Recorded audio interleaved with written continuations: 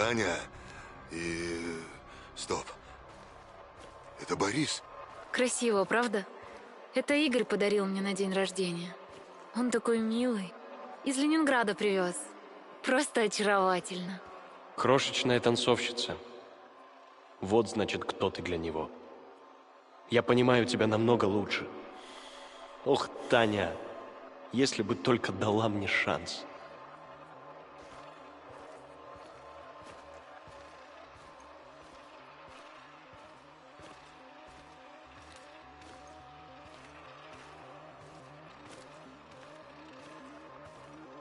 Борис, давай не будем к этому возвращаться. Не разрушай нашу дружбу. Об этом можешь не беспокоиться. Я всегда буду твоим лучшим другом. Но я не могу забыть тот вечер на Серебряном озере в Гатчине. Ты сказала... Что бы ни было между нами, это в прошлом. Пожалуйста, просто не надо.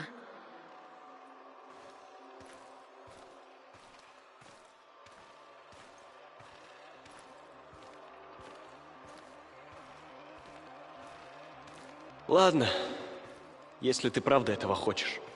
Но ты совершаешь ошибку, Таня. Игорь зарылся в свои книги. Он никогда не разглядит, кто ты на самом деле. Он видит только идеальную славянскую женщину, хрупкую, удобную и послушную. Рядом с ним ты не сможешь быть собой. Боишься затмить его, преуменьшить его заслуги, отпугнуть.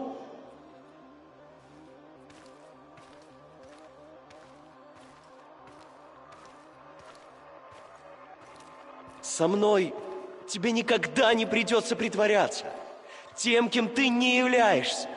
Собой я могу быть только с Игорем. Не пытайся мной манипулировать. Я сделала свой выбор, и тебе придется с этим смириться. Извини, если я сделала тебе больно. Я не хотела.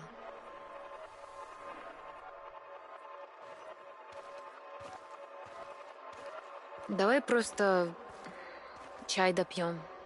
Мне нужно быть дома к 5. Что? Я помню музыкальную шкатулку.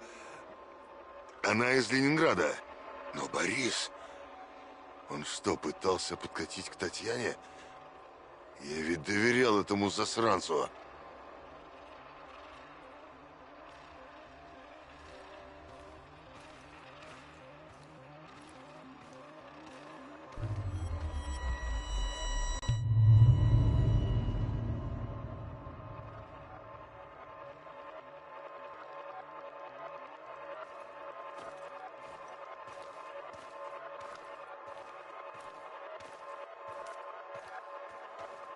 Думаю, все готово.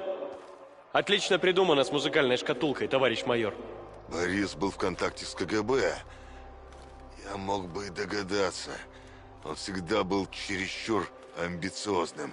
Да, я уверен. Она вот-вот раскроет всю историю. А с ее связями неизвестно, удастся ли скрыть от западной прессы проект «Дуга».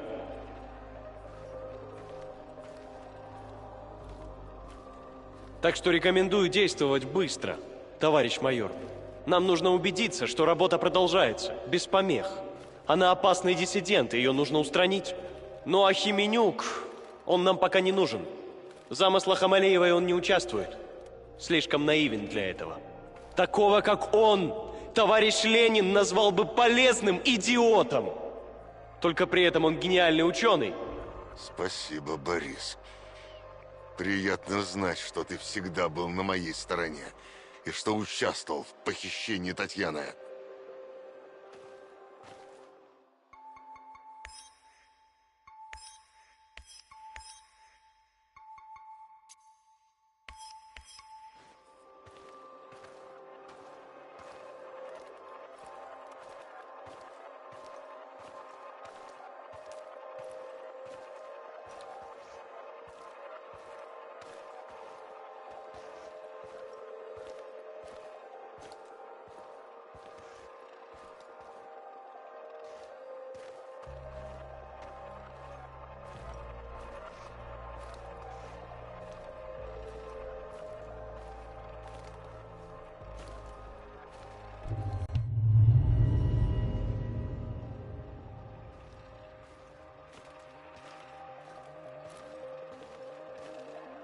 Таня?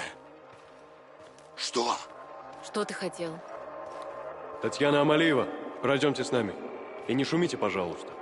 Давайте обойдемся без сцен. Для вашего же блага.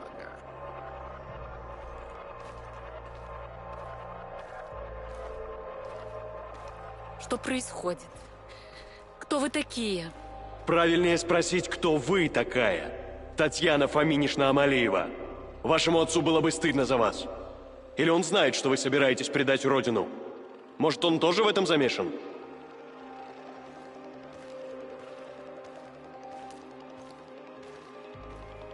Что? Я понятия не имею, о чем вы. Это мы еще посмотрим. Нас ждет долгий разговор, товарищ Амалиева. Кстати, у нас есть общий друг. Борис нам все о вас рассказал.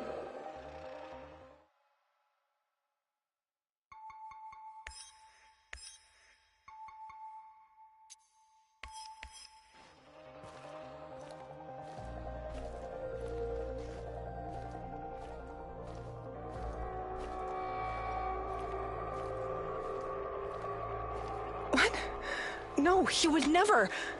The party has done so much for you, and this is how you repay us. You've got your head filled with this Western nonsense. Yes, yes. We've seen your contraband, this garbage. It makes me sick. You're not happy being a proper Soviet woman, huh? You've grown tired of pretending? Well, the game is over. Time to show your true face. You're a reactionist and a provocateur, ready to sell your country's secrets to the CIA.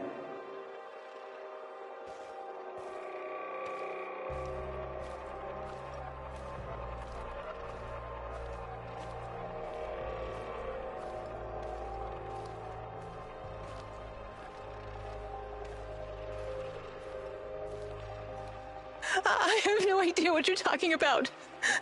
Please, let me go. What would your fiancé Igor have to say about this, He's such a good comrade. When he hears of this, he will despise you. If you continue to resist, we'll pay a visit to your family in Murmansk. Don't make us do that. The drive always puts me in a foul mood. Please, no, don't. I'll come willingly. Good girl.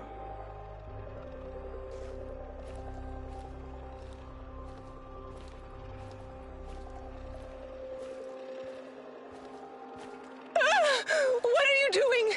Get away from me! Don't touch me! Leave me alone! God, please. I can't take it anymore. Lord, have mercy. Kill me, please. Kill me.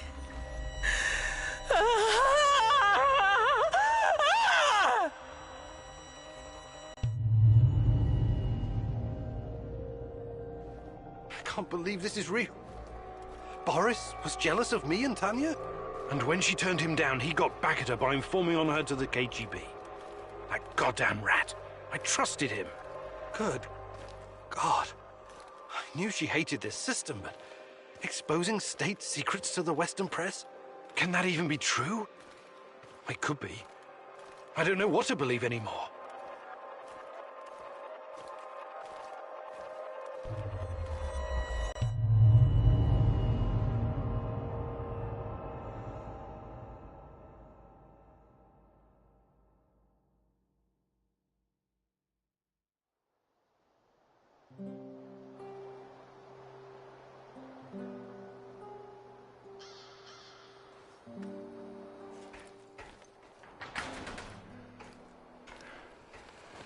Hello? Professor Kimanuk? Igor? Are you there? Answer if you can hear me, please. Hello? Yes? Who's this? The name is Olga. I live in the village in Red Forest. I've heard about you. I think we can help each other. I hear that a lot lately. I'm afraid you need to be more specific. Your distrust is understandable under the circumstances, but we have the same goal. Drive NER out of the zone. Well, I didn't come here to conduct a guerrilla war on corporate mercenaries. Yes, I know. You're looking for someone. So am I. Please come to our village in Red Forest so we can talk in person. Be extra careful on the way here, okay? The monsters, they mostly come out at night. Mostly.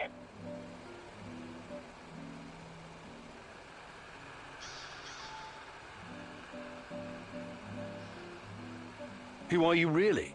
Some bushwhacking partisan? I'm Olga. Me and my father, Matvey, take care of the refugees and Samo shells from the zone. That's all you need to know, for now. Please come to the village. This isn't just about me. You'd be doing the right thing as well. I'll make sure to stop by if I get the chance.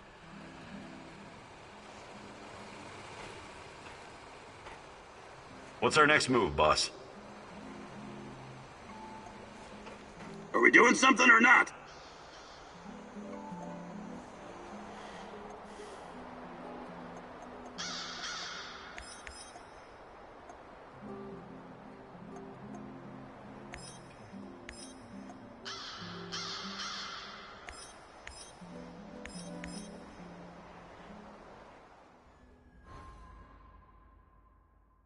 This woman, Olga, she seems to be running the show. Must be tough as nails. And all these Samo shields? They say it takes a village to raise a child, but how many does it take to find a lost love?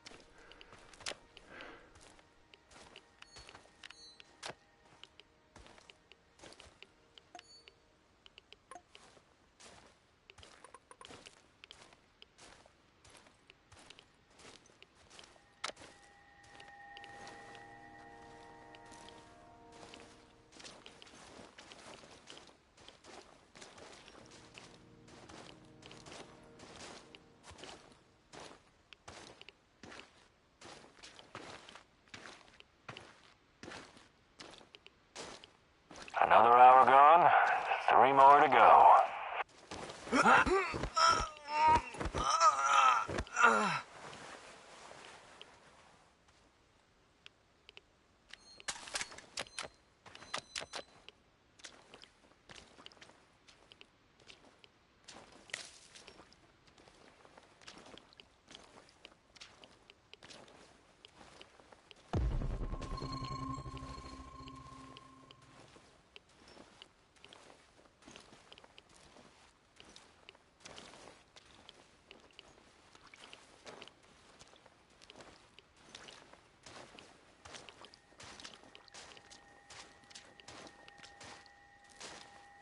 I wonder what's for dinner.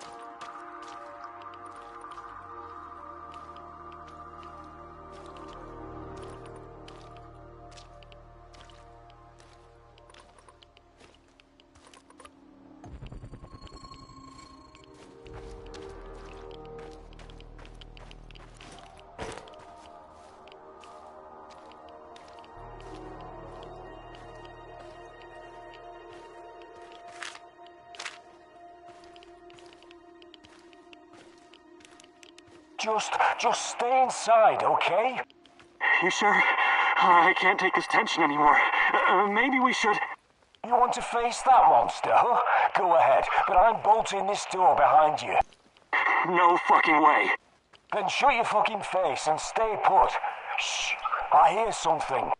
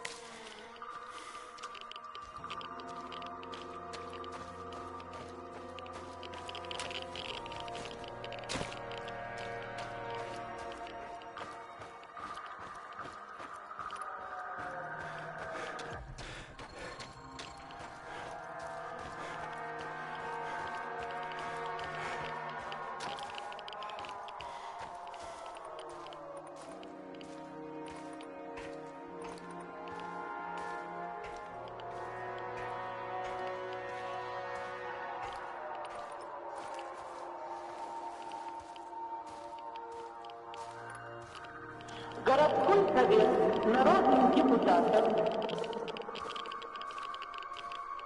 сообщает, что в связи с аварией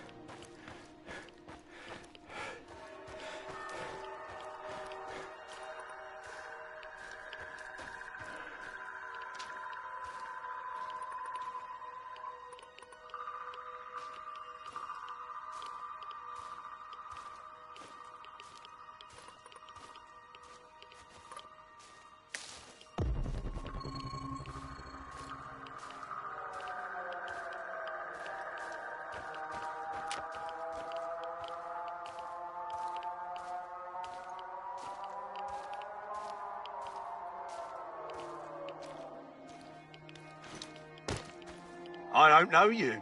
What do you want? I'm Igor. Olga sent for me. Olga, some Igor jackass here to see you. You know this guy, or should I shoot him in the throat? It's fine. Open the gate, Marco.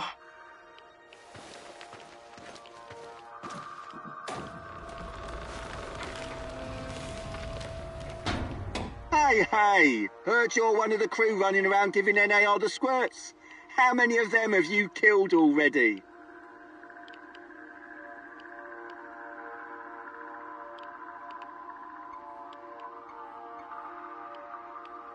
That's not me. I'm a scientist.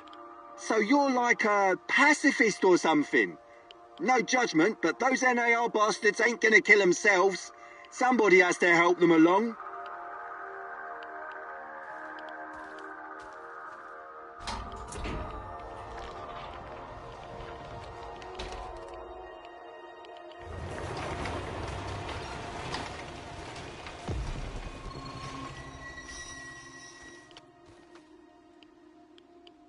Professor Kimanuk, I presume.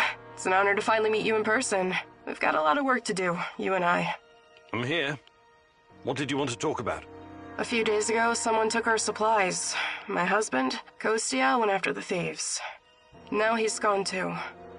In the meantime, some NAR henchmen showed up claiming they have a prisoner they want to trade for something of value. And you think it's your Kostya? The description matches. I'd make the trade in a heartbeat, but as you can see, we don't really have anything to exchange for my husband.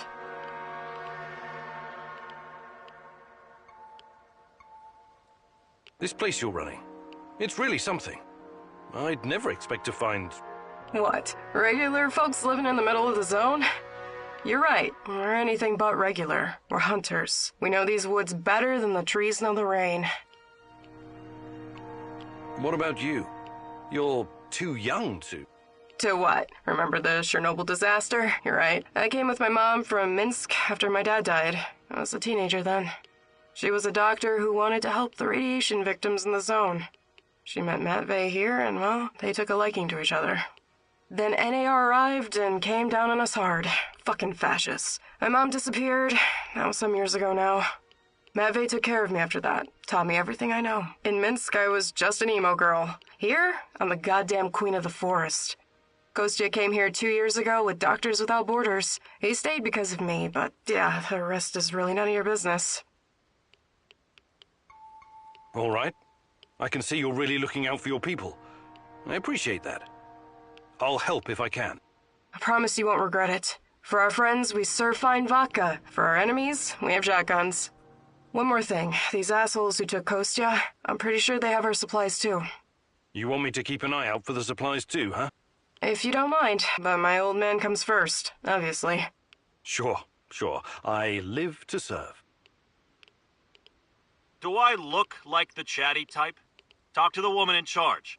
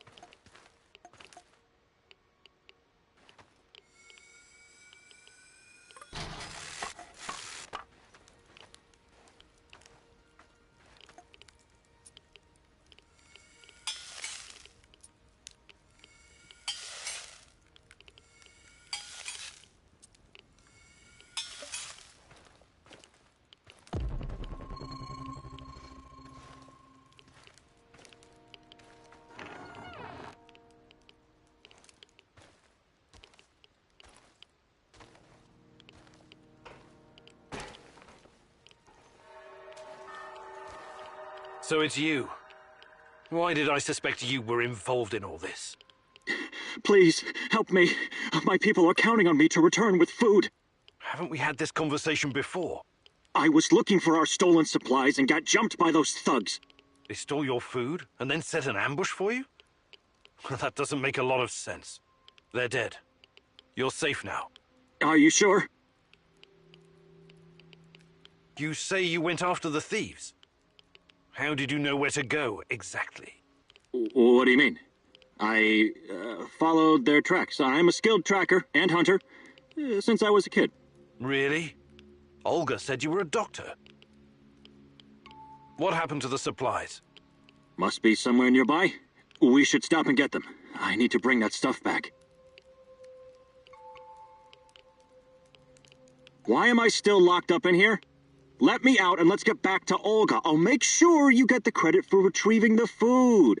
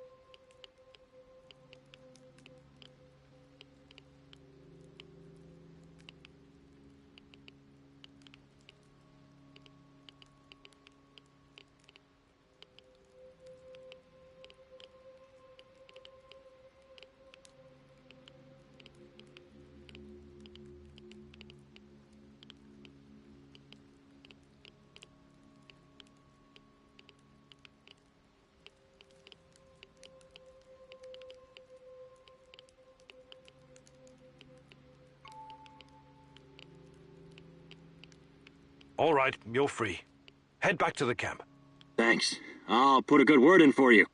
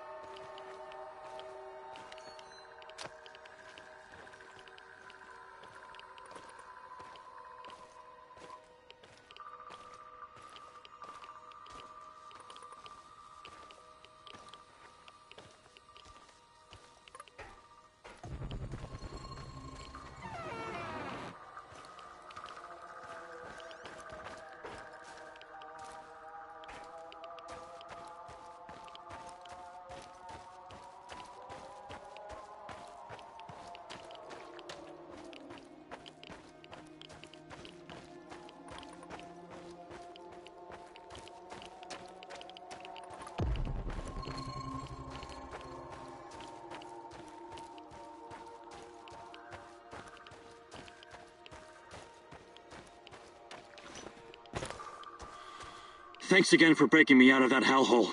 But before you go see Olga, I need to talk to you. Do you now? I had a feeling you might have a hidden agenda. You have the supplies, right? Let me take them off your hands. Thanks. What? Those are some balls you've got there. I really need you to hand them over. I'll give them right back to Olga, promise. Either you tell me what is this all about, or I'm not giving you shit. All right. Look, I've been trying to help these people for years. Show them how to run this place better, organize themselves, and whatnot. Go on. But for some reason, they don't trust me. They only listen to Olga and that old coot Matvey. Don't get me wrong, I love Olga. I love all of them. They're my family, and I live to protect them, even when it's against their wishes. Maybe they don't trust you because you're a lying sack of shit. What do you want with the supplies? Matvey needs to learn his place. He's reckless, makes decisions that could get us all killed.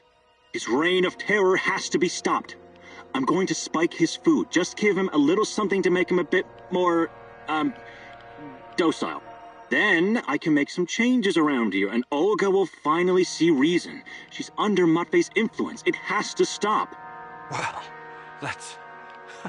well, I don't know what to say. So this is all about your personal vendetta?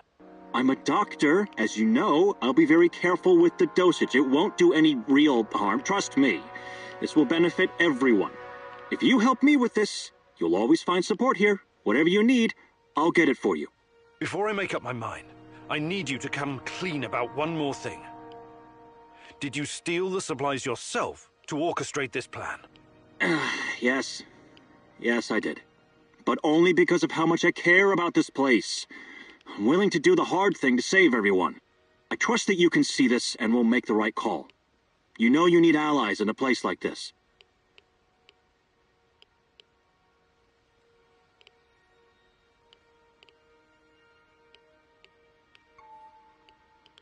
No way!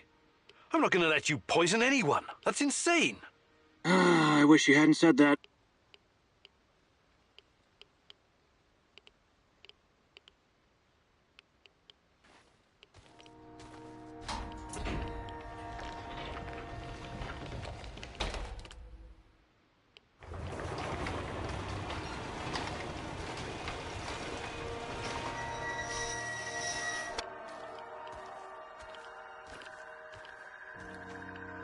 I retrieved your supplies. That's fantastic. What about the thieves? Just some NAR bastards trying to earn something on the side. They won't bother you anymore. Good riddance. Nobody will shed a tear for those parasites. You came through, Igor. You're a man of your word. Thank you for saving Kostya. He can be difficult, but he's family. If you need anything at all, you know where to find me.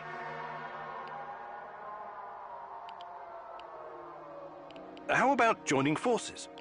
Your people seem to have everything under control here. I could use someone with your skills and drive.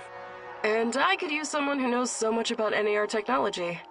Yeah, I think Matvey can take care of things on his own for a while. Lead the way. I'll open a portal for you. Just don't freak out, okay?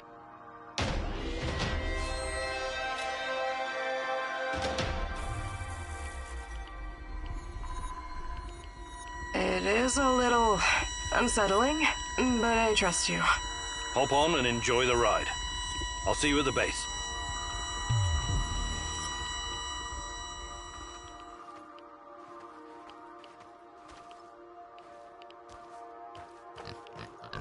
What, are you lost or something? I'm looking after the piglets.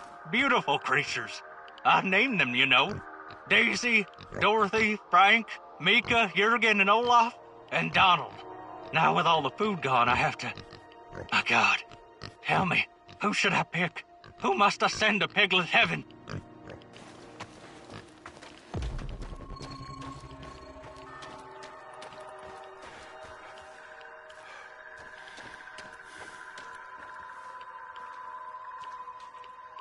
You want to see Matvey? Get in line. Everyone has to wait their turn. We're not barbarians here. We've got rules.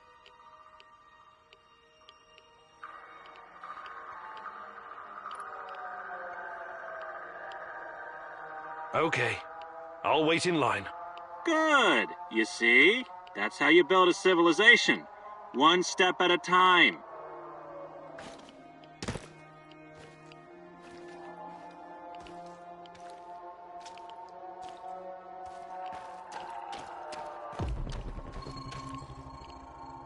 Those fuckers took our food. And you know what they say? Well, what do they say?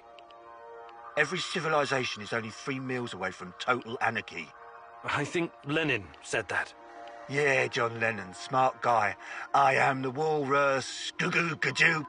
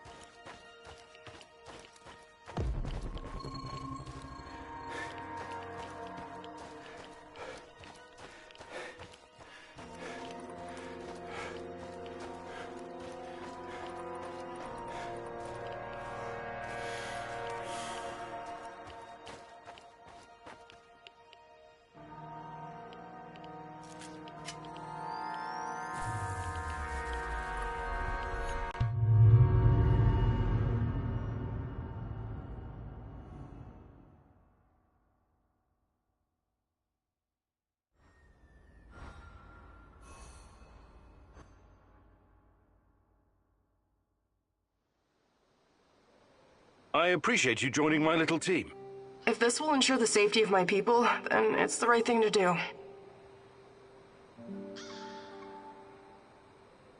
Your village, does it have a name? We just call it Matt V's place. Initially, it was nothing but some old huts, but when those bastards started showing up on our doorstep, we decided to fortify our position. It looks almost like a stronghold. You think it could withstand an NAR siege? Not if they bring trebuchets and ballistas. But seriously, we're doing fine. Food shortages have always been the biggest issue. So I guess it's kind of a medieval situation? Shit.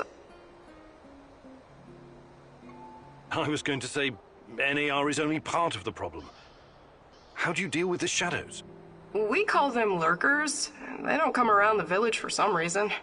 I asked Matt Vey about it once, but he wasn't very forthcoming. Said something about specific microclimate of this spot. Microclimate, you say? The important thing is that we're safe in the village, at least from that group of monsters. I trust Matt Vey. His word's good enough for me. How do you deal with NAR? Any way we can. Mostly with guns, and bullets, and knives, and pretty much whatever can be used to hurry someone along to the grave. I wonder why they're so intent on harassing you. You don't bother anyone out here? We thought the same thing at first. I figured maybe we could come to an understanding and they'd leave us alone. We got the whole wilderness here after all. Some low-level mercs agreed to turn a blind eye, but then they started coming to collect. A tribute? Exactly. It started small, but then the fuckers got greedy. Naturally. They even wanted to borrow some ladies from our village for a party. Sounds awful. I actually volunteered. I said to Matt Vey, I'm no lady, but I'll go. And Matt Vey replied, like hell you will. And then he told those NAR bastards to go to hell. Well, that's understandable. He's your stepdad. He was worried about what they'd do to you. Hell no. He knew if I went with them, that they'd all end up dead with a mouthful of severed dick. I guess he wanted to avoid an all-out war for as long as possible. You truly are something, Olga.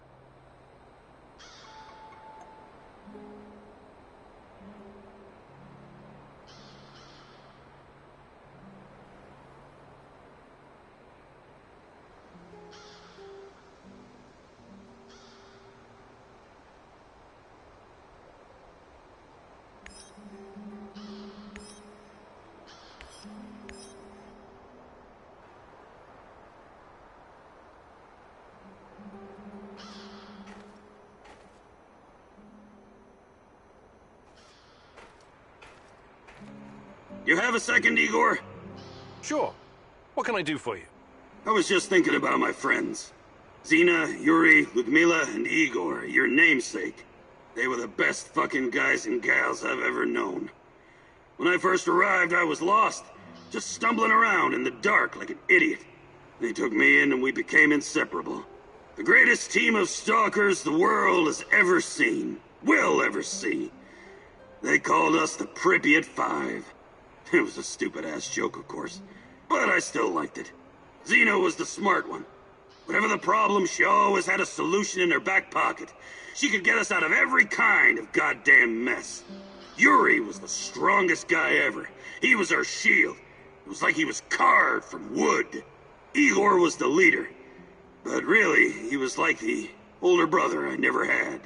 And then there was Ludmila, the party girl. We did so many drugs together. I had a bit of a crush on her, and I think it was mutual. Shit. I'm really sorry, Mikhail. Everything reminds me of them. This place. We built it together. Carried all this shit on our backs, like fucking ants. I never worked so hard in my life. It was supposed to be our post-apocalyptic hive.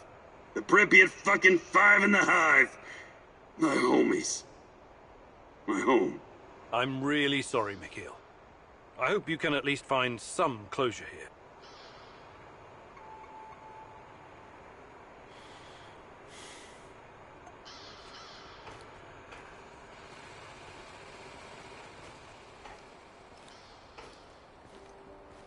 Howdy, stranger.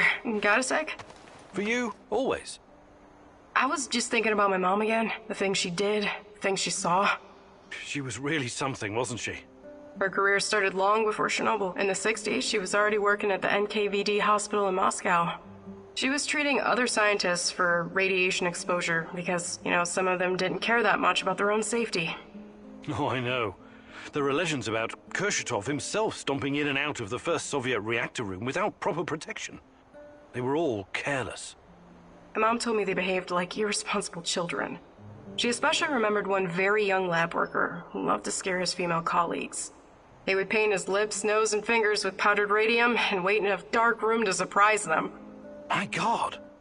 So his face would glow in the dark. Funny joke, right? And all it cost him was his life. I hope we're not repeating this kind of mistake with Chernobylite. Who knows? Perhaps we're slowly killing ourselves just by being close to it. Until we know more, everything we do is a risk. But we have no choice. I know.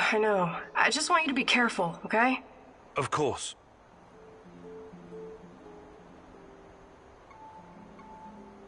Hi, Olga. I was wondering if you could share some of the know-how you've picked up in the zone. I'd be glad to. But here in the zone, you must be self-sufficient. You don't want to end up worm food.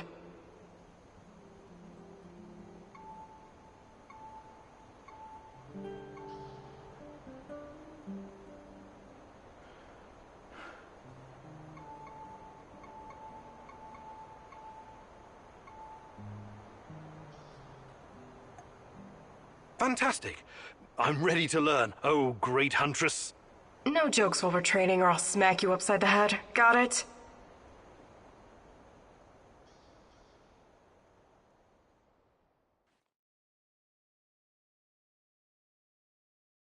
Okay, Igor, let me introduce you to your new best friend, the AK-47. Beloved weapon of revolutionaries and freedom fighters for decades. Some countries even put it on their flag, because it played such a big role in claiming their independence. But enough history. I'll give you some pointers to help you understand the weapon's full potential. The biggest challenge is compensating for recoil in automatic firing mode. You must learn to control it. Don't worry, the cans won't shoot back. Do your worst. Or best. Ready? Commence firing.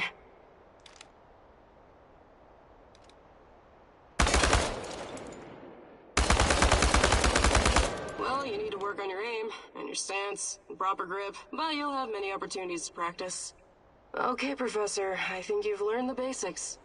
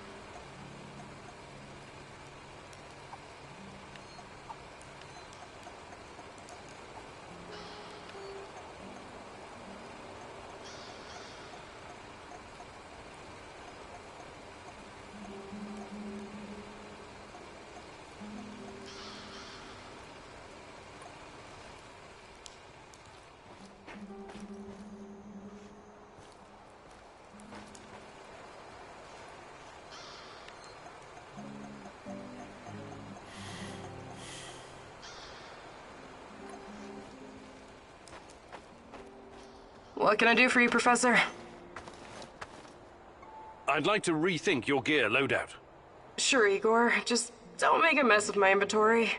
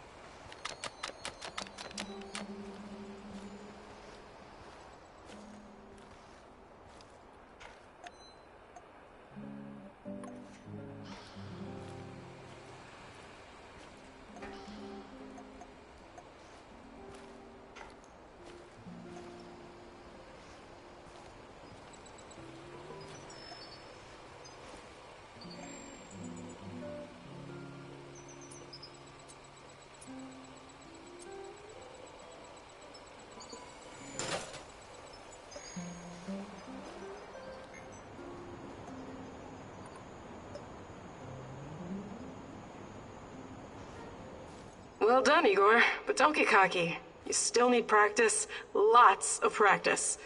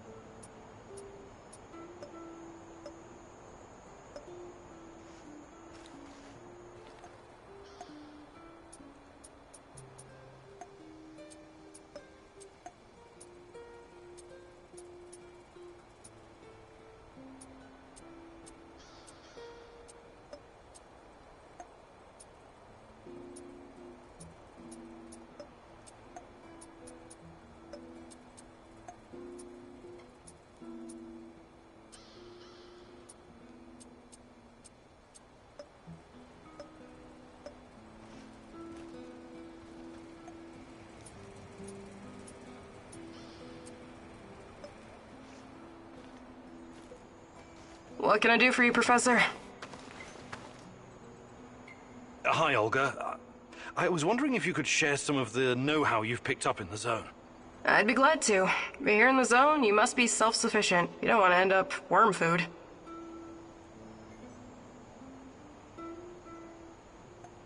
Fantastic. I'm ready to learn. Oh, great huntress. No jokes while we're training or I'll smack you upside the head. Got it?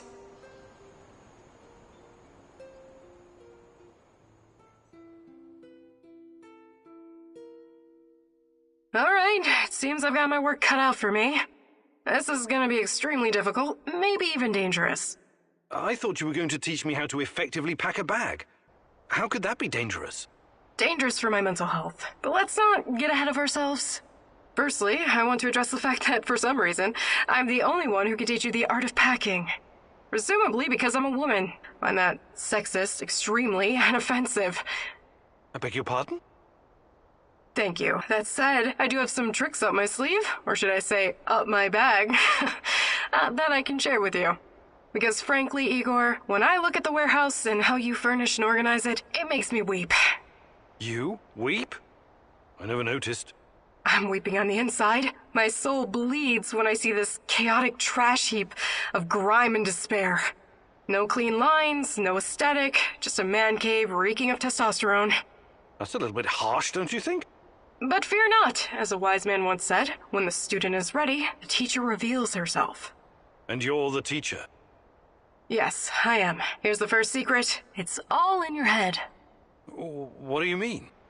The chaos in your head translates into the chaos in your inventory. The more organized you are, the clearer your thoughts, the purer your mind, the better your packing skills. But nothing. Don't argue. Don't deny it. Don't fight the truth. Just be silent and absorb. I'll let you think on this for a couple minutes, or hours.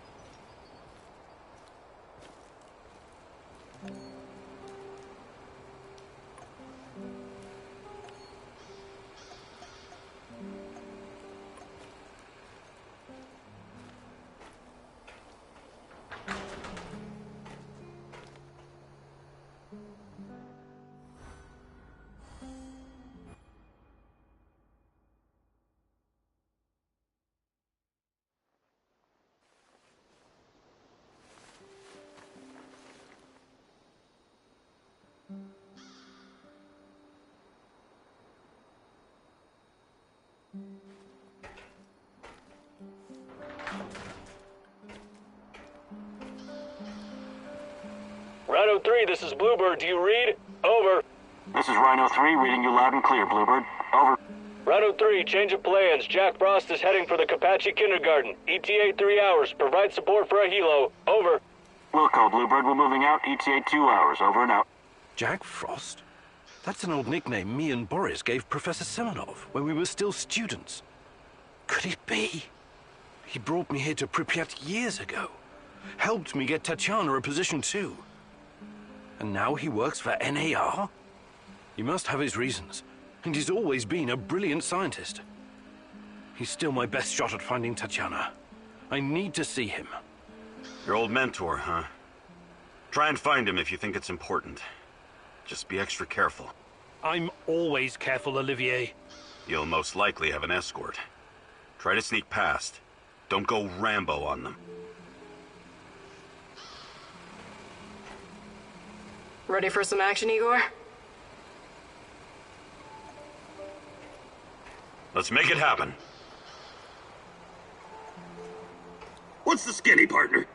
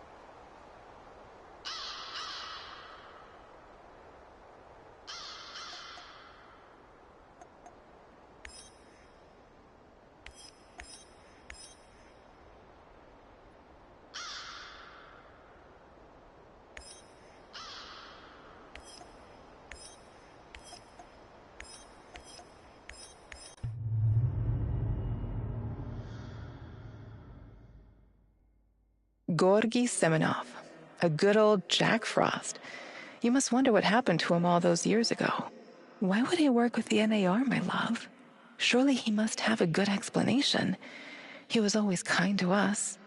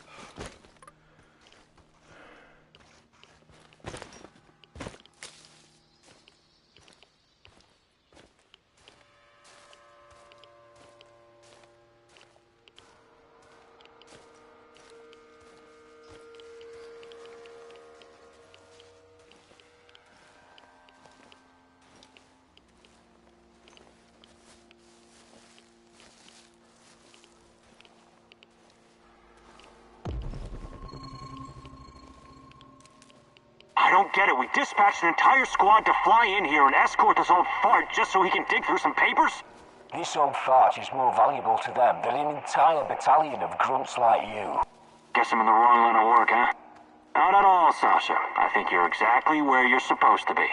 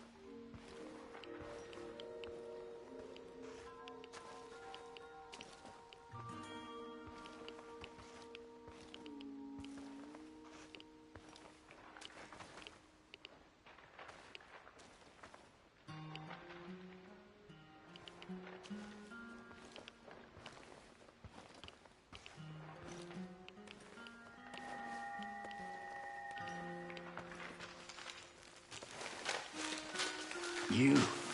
I'm surprised to see you here. You are.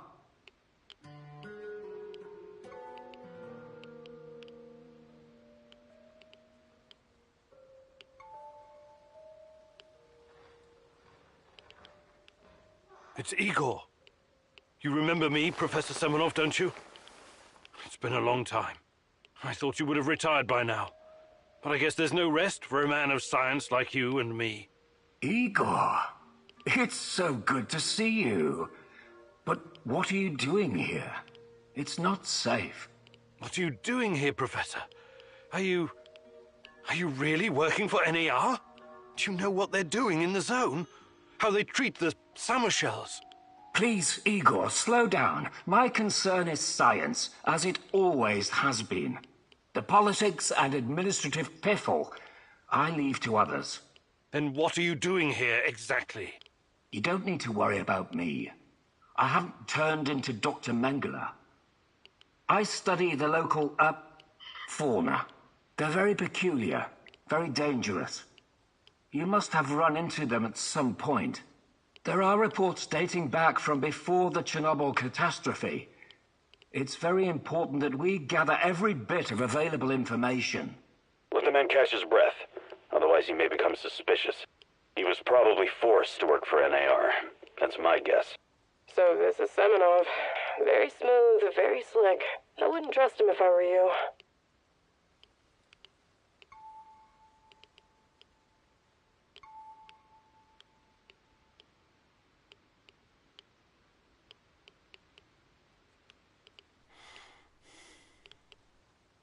Reports? In an abandoned kindergarten? It wasn't only a kindergarten, you know. Back then, we've always been watched, monitored by those who want to control us. I tried to shield you from this. So this place, it used to be KGB document storage. There's a lot of stuff left in the basement. Please, answer me, Professor. Did you sign some sort of pact with NAR? A pact? How melodramatic, how ominous. I signed a confidentiality agreement and a contract of work, yes. But I'm not responsible for how they police their facilities. They have people for that. Can't you see what's going on here? This is much too important to leave to the half-wits in military uniforms and Armani suits. Chernobylite needs to be properly studied by real professionals. I haven't seen Tatiana in 30 years. I seem to have some blank spots in my memory. I can't remember what happened the night of the disaster. I need to find her. I need to find out what happened to us. Reactor number 4. That was a real disaster. Some of our colleagues paid the ultimate price for this misguided experiment. That's what happens when politicians are placed in charge of scientists. And Tatiana, such a sweet girl, and your friend Boris, you three were inseparable. I called you my three musketeers, remember? Look, my security detail will be back soon to collect me. I don't want them to hurt you or start asking questions. How can I get in touch? I will find you. Now, go!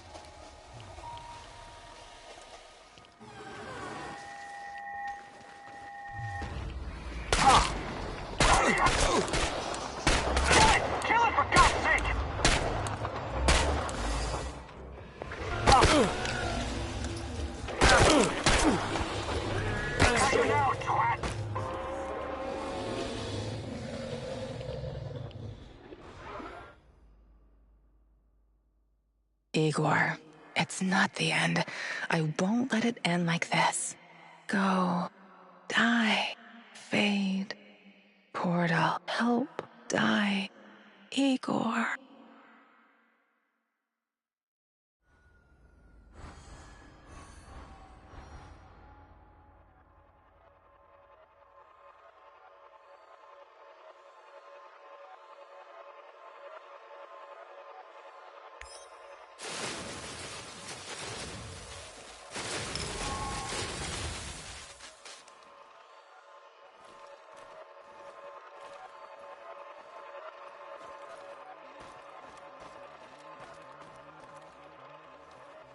While searching Tarakan's hideout, you disarmed his traps, leaving the place vulnerable to the NAR.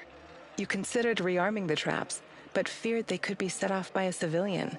Because of that fear, you decided not to rearm the traps.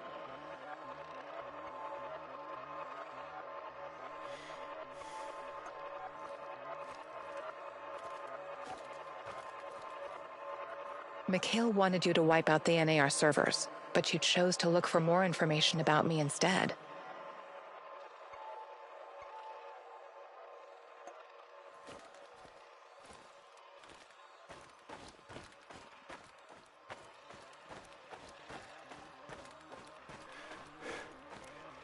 You reached the supplies, but someone else got there first. You let him take the food and leave.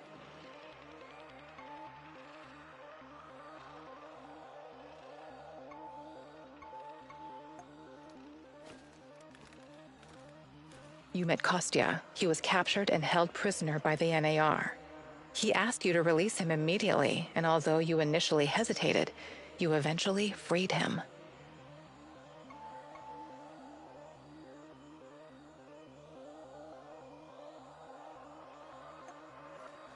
Kostya asked you to give him food for the Samoshils so he could incapacitate Matvey and run the village differently. You felt his plan was unacceptable and refused.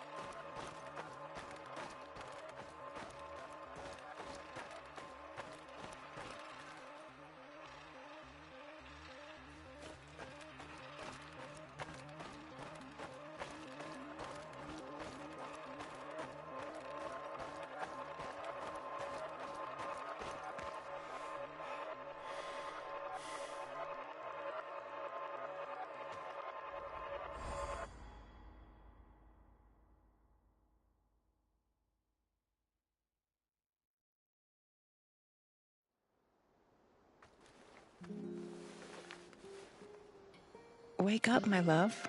There's something I have to show you. Tanya? What? I need you to revisit some places from the past. You must remember. Find me near the Duga complex.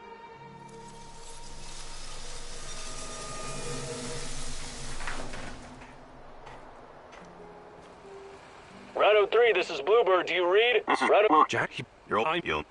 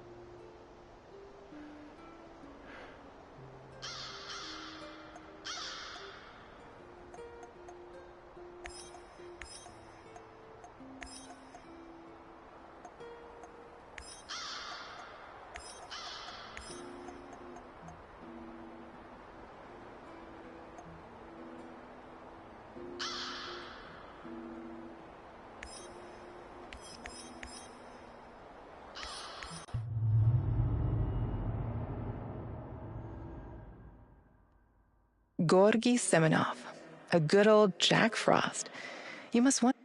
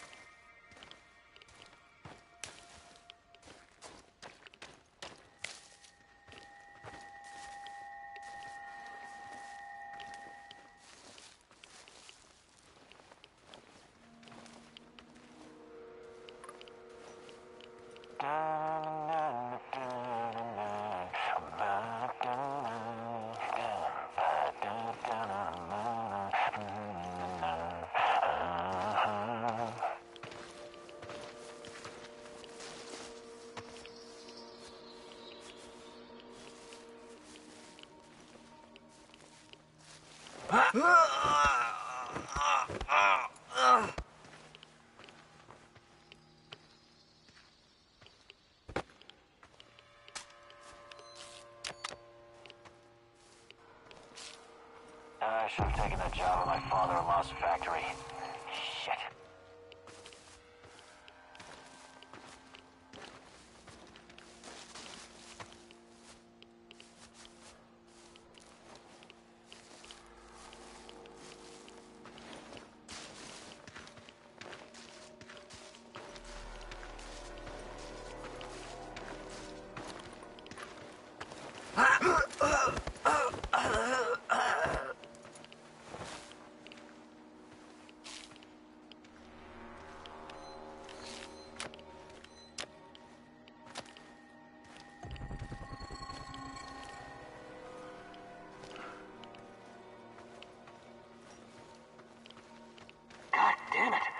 Guys, a corpse! Sound the alarm!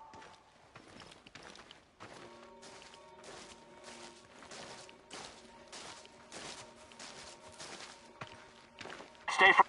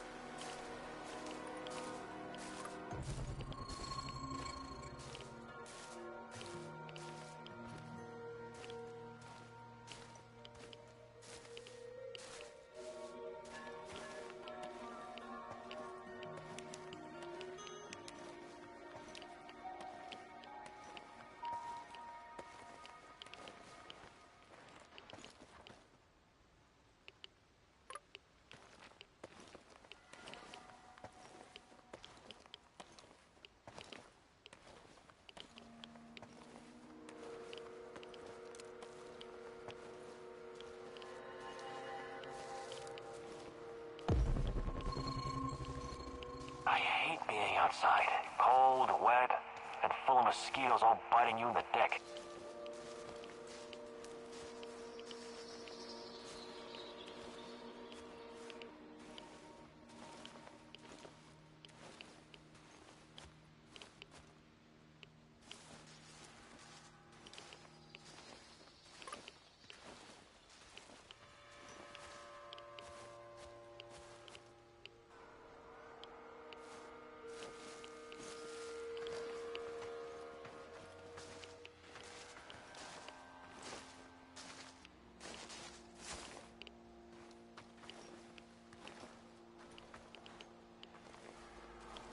I should have taken that job at my father-in-law's factory. Shit.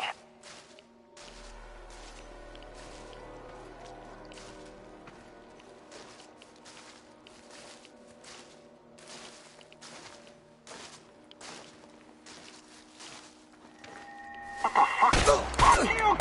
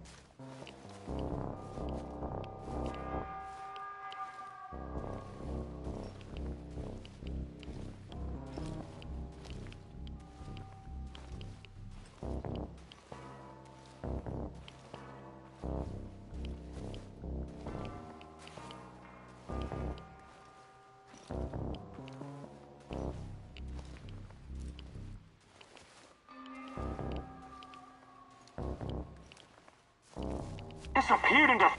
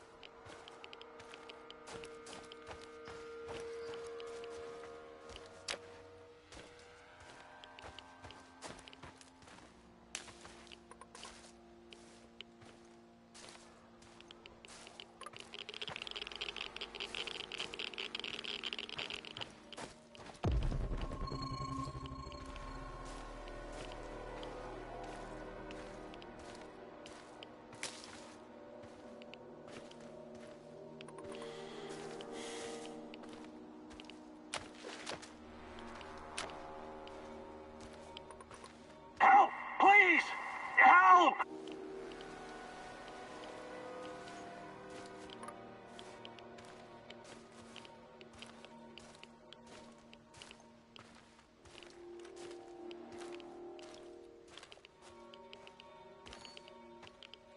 You're next!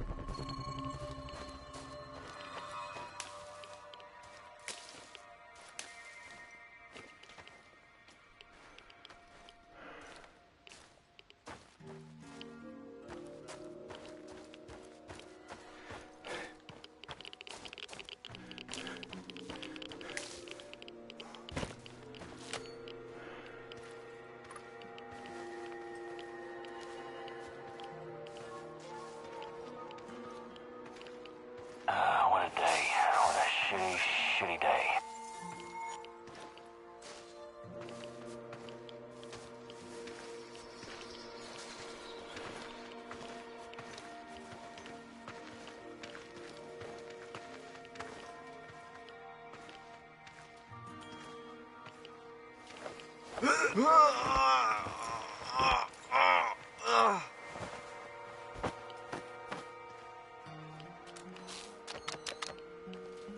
I should have taken that job at my father-in-law's factory. Shit.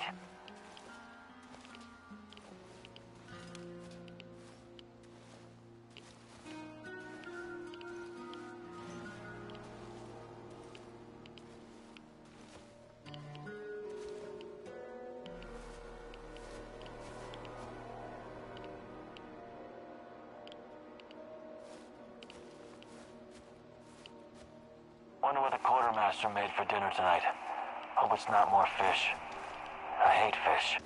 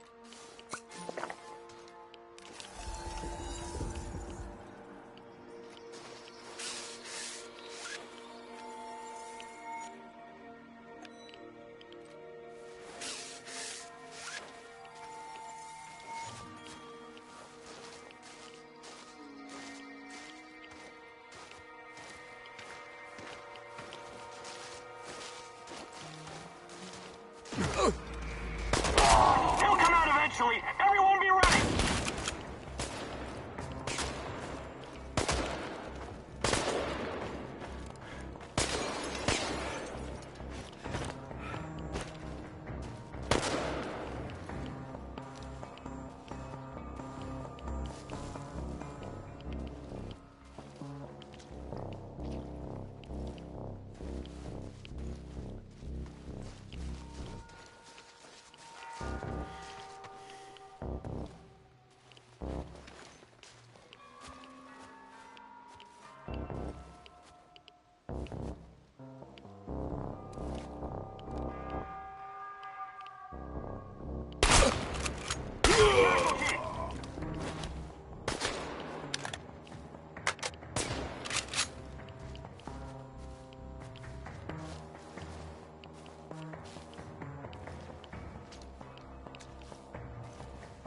Find him before he gets away.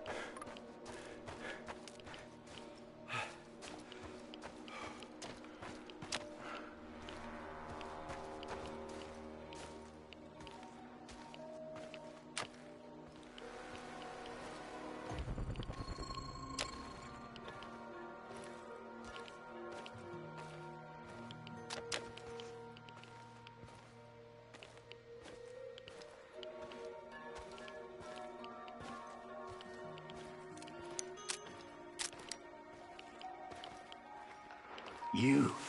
I'm surprised to see you here. You are? It's Igor. You remember me, Professor Semenov, don't you? It's been a long time. I thought you would have retired by now. But I guess there's no rest for a man of science like you and me. Igor, it's so good to see you. But what are you doing here? It's not safe. What are you doing here, Professor? Are you really working for NAR? Do you know what they're doing in the zone? How they treat the Samoshels? Please, Igor, slow down. My concern is science, as it always has been. The politics and administrative piffle, I leave to others. Then what are you doing here, exactly? You don't need to worry about me. I haven't turned into Dr. Mengele. I study the local, fauna. They're very peculiar, very dangerous. You must have run into them at some point. There are reports dating back from before the Chernobyl catastrophe. It's very important that we gather every bit of available information. Let the man catch his breath. Otherwise he may become suspicious. He was probably forced to work for NAR. That's my guess. So this is Semenov. Very smooth, very slick. I wouldn't trust him if I were you.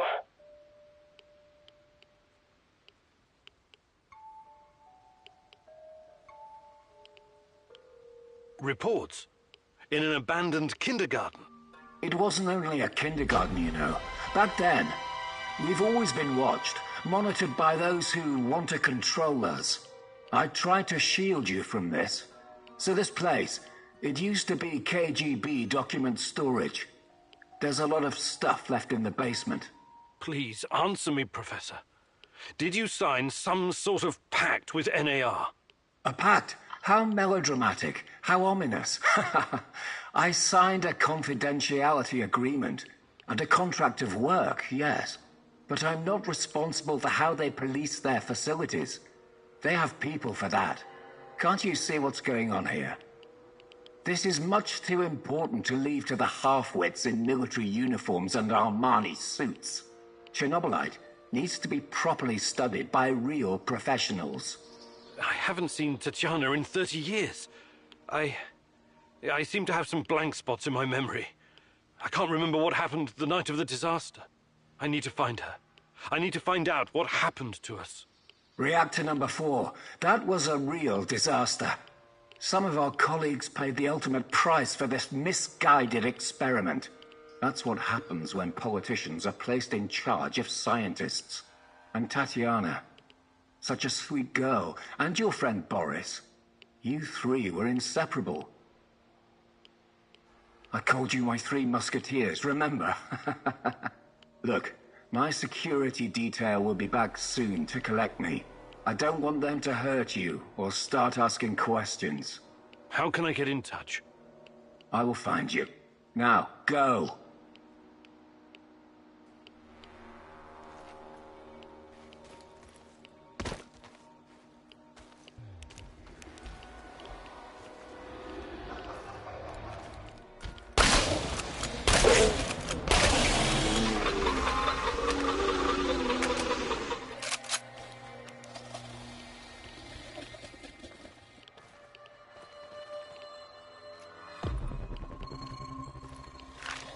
Christ, what kind of experiments have the KGB been conducting? Is the NAR trying to continue their work?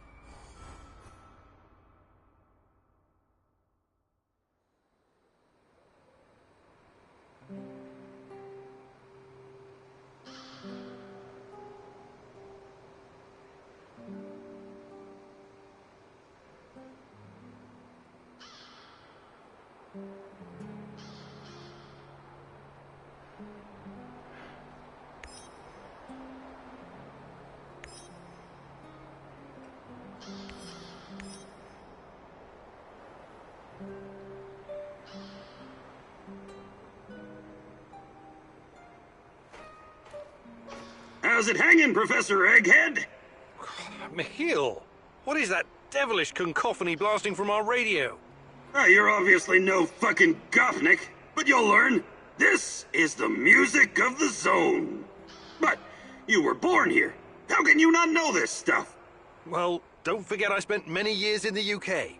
James fucking Bond, remember? Right. You definitely missed some vital history, like the collapse of the Soviet Union, the Yanayev Uprising, and hard bass.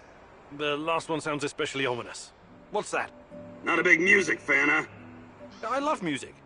Listening to Tatiana play the violin is one of my fondest memories.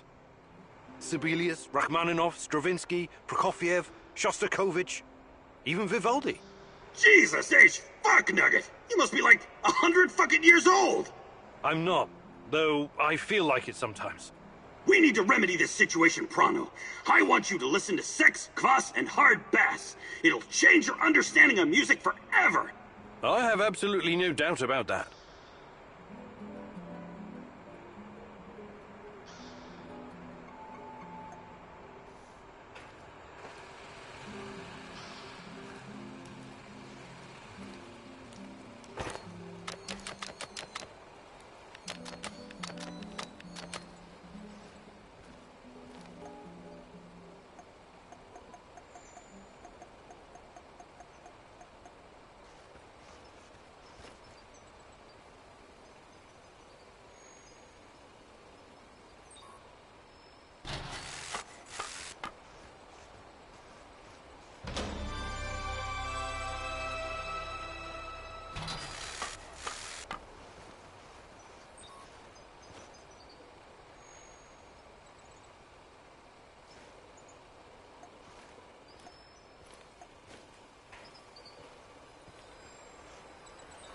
What's up, Professor?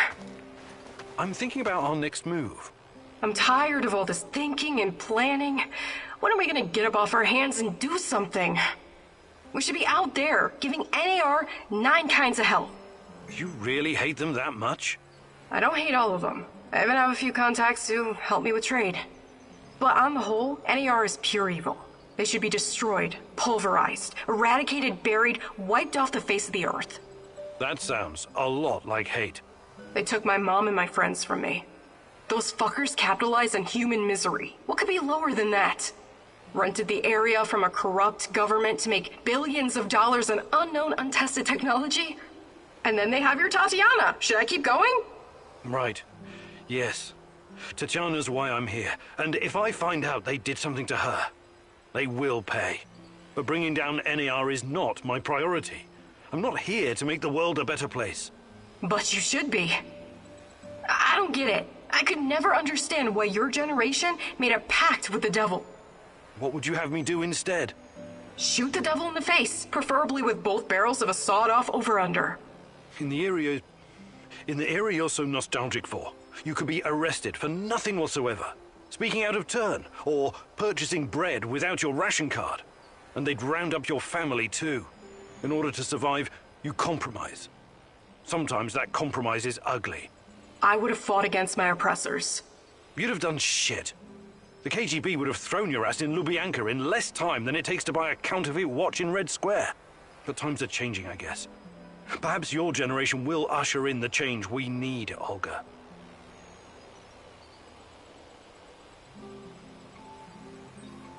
Hi, Olga.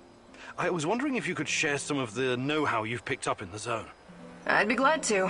But here in the zone, you must be self-sufficient. You don't want to end up worm food.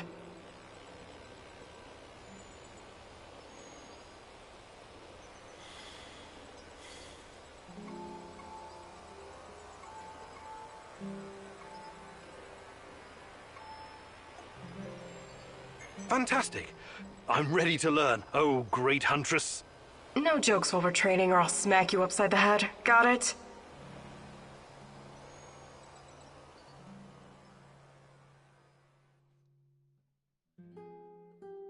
Alright, here we go again. Time for the next lesson, Igor. Oh, I'm sure it's going to be even more fascinating than the last one. I advise you to take this seriously. You wouldn't make fun of someone teaching you how to handle C4, would you? Probably not. Of course you wouldn't. So imagine this. Every piece of junk you stash is a brick of C4. You have to place it gently, wisely, and efficiently, otherwise it'll explode.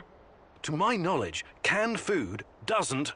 Don't interrupt! Why do you take everything so literally? It's a goddamn metaphor, goddammit! If I ever get to meet Tatiana, the first thing I'm going to ask is what she ever saw in a tedious egghead like you. You and me both. Anyway, you have to be careful and mentally present when arranging your shit. Trust that your life depends on it. That's lesson number 2. Okay. What's lesson number 3? It's called believe. Believe in what? Believe that you will find whatever you need in your bag without checking. Women practice this all the time. What do you say, student? I want to... believe.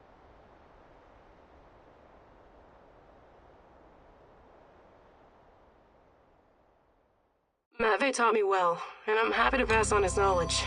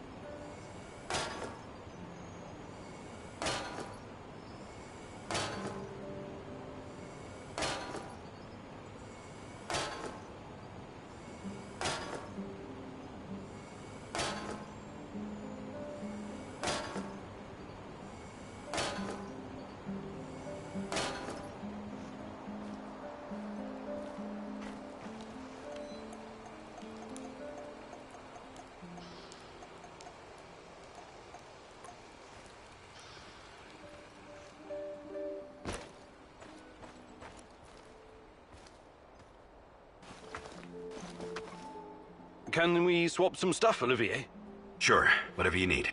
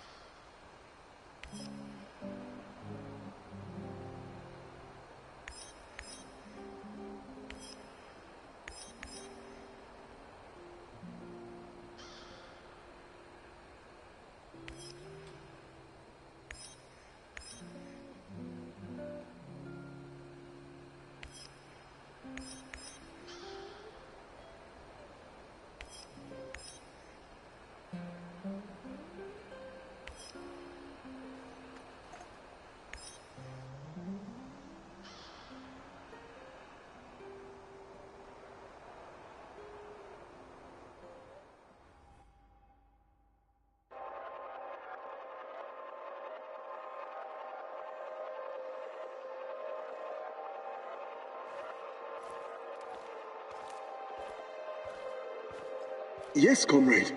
We think that this subject could be the key. Patient Zero. Yes. She was pregnant. Only a couple of weeks. Yes, we were surprised too. No, she won't tell us who the father is. Based on the intel that our friends in the KGB provided us with, we've got 2 possible candidates. Unfortunately, one of them is already dead.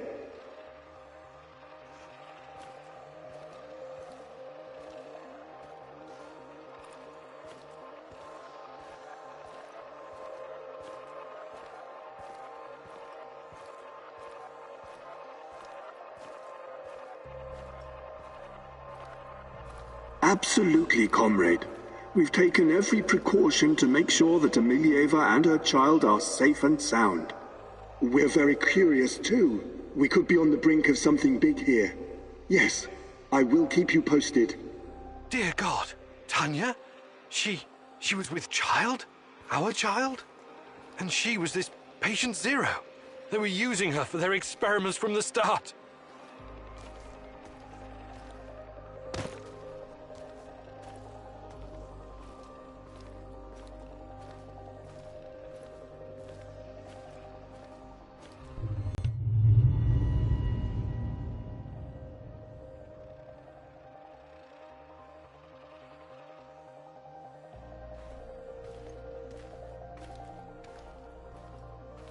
My little bird, my little sweetheart.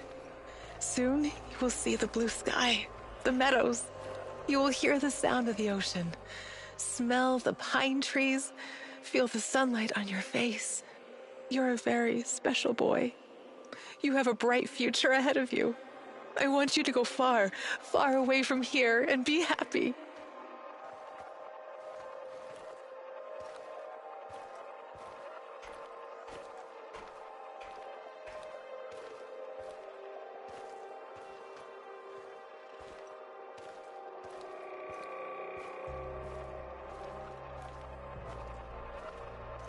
Don't be afraid. I will always be close to you. In your heart, in your deepest memories, find me there. It's time. We have to hurry. I love you, my sweetheart. Your mommy loves you very, very much.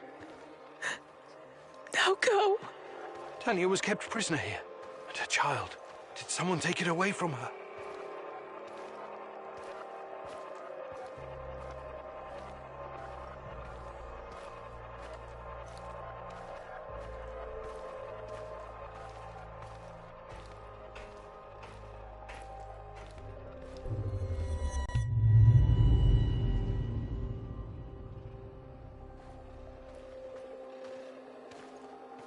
Yes, this is regrettable. My men are looking into it.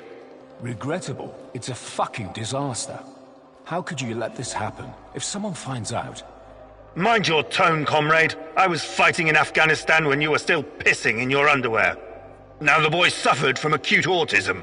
Couldn't even speak. My bet is he's probably lying in a ditch somewhere.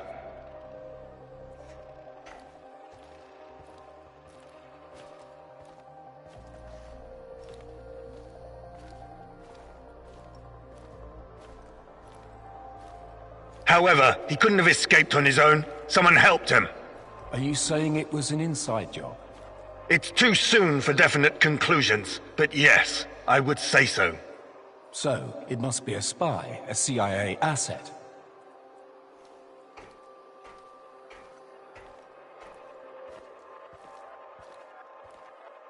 You KG people see spies everywhere. That probably explains why your arrest records are so high. Saddam is on the brink of invading Kuwait. I'm sure the CIA has more pressing problems than your research. No, this is not the CIA. This is someone closer to home. Don't worry. I intend to find out who. Look, General, I'm sorry I spoke out of turn before. I really do appreciate your work. You are vital to our efforts. The Duga project and our research, it could be bigger than nuclear weapons, bigger than even the space wars.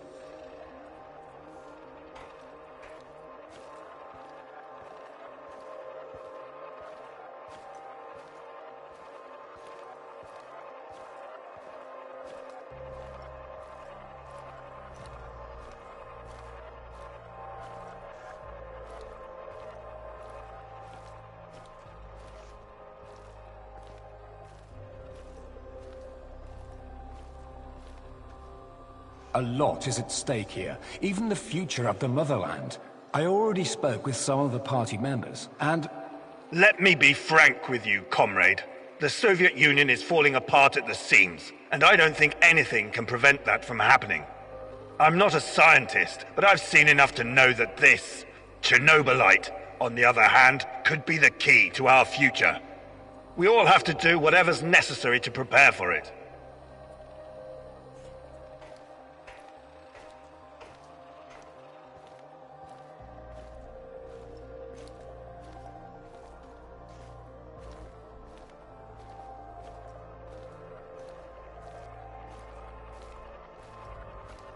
So, Tanya had a boy, and he escaped. Was it mine? God, if it was, I can't. Ah, compose yourself, Igor. Looks like the KGB was trying to expedite the Chernobylite experiments. Maybe they were even hoping that the findings would prolong the life of the Soviet Union. Clearly, they didn't succeed.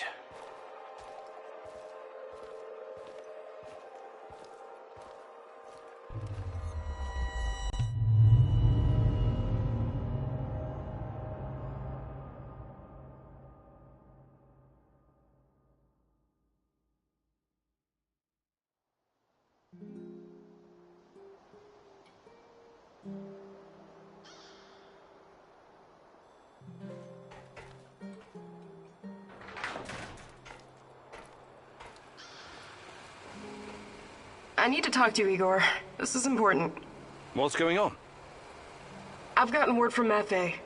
His scouts discovered a prison in the Red Forest. They just discovered it now? I thought you guys knew this place better than the mice. They discovered that an old Soviet bunker had been repurposed. It must have happened recently. Go on. We didn't know about it because there's no reason to venture out that way anymore. That part of the woods is crawling with lurkers and NAR goons. And Matvey thinks it's a prison. Exactly. Someone's being guarded there. Whoever it is, it could be important. I know it's a long shot, but I still think it's worth it. It's not heavily guarded either. Definitely worth a try. Do you think it could be your mum? No, I don't. I believe she's gone. I've made my peace with it a long time ago. So, I take it you want me to check out this bunker prison? I wouldn't ask if it wasn't important. And Matvey is occupied elsewhere. Are you in?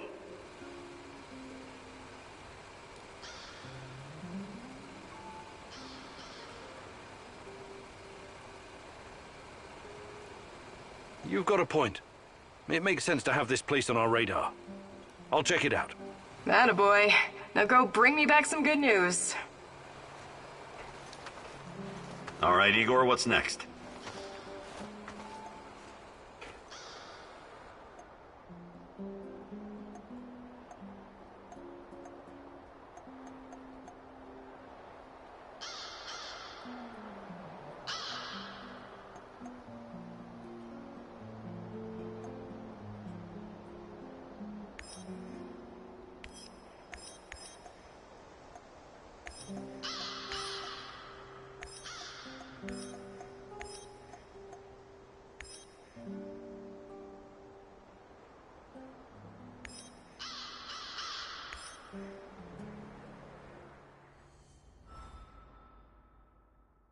I know you just want to do the right thing, but are you sure you're not wasting your time?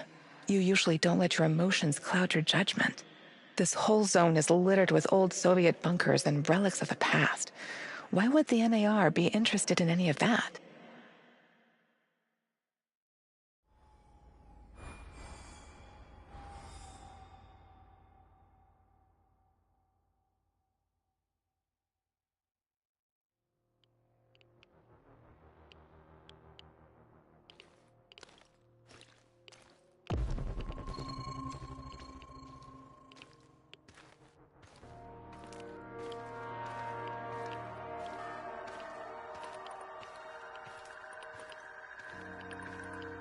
I just arrived in Red Forest. Great. Keep your eyes open and you should spot it. On my way.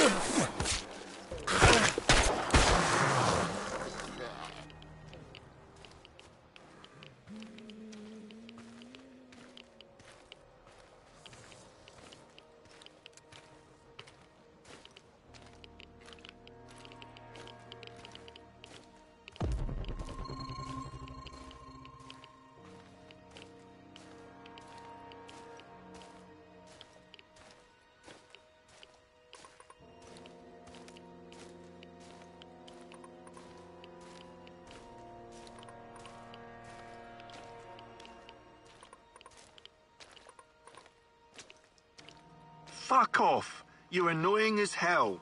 Don't tell me what to do. I'm a free man, a proud member of Pripyat Bratva. Selling stuff and listening to thumping bass. That's me. You call this thumping bass? You wouldn't know hard bass if it bit you in the arse. What? I know fucking bass. You really don't want to start a war with Pripyat Bratva. What Bratva? All I see is one dumbass with a shitty radio. One more word and I'm gonna fucking shove this shitty radio right up your ass. By the way, do you still want to trade? What? Another peddler? No, but I know him. What did he do? Why are you angry? It's that terrible noise. It's music!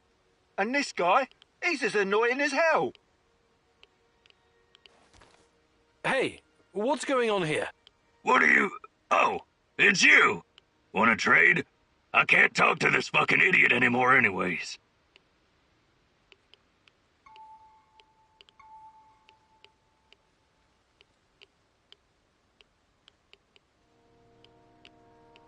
What's, cooking? Business is booming. Bratva is growing strong. Your customers don't seem to appreciate your taste in music, though. Ah, they're just uneducated village folk. So, let's trade. Who's in for a good old loot box?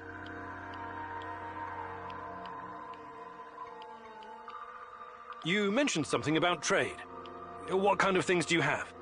What about this, box of loot? That'll be one food ration. Sure thing. Here you go. It's just for you. You can help me, friend. I'm looking... Tatiana. She's your...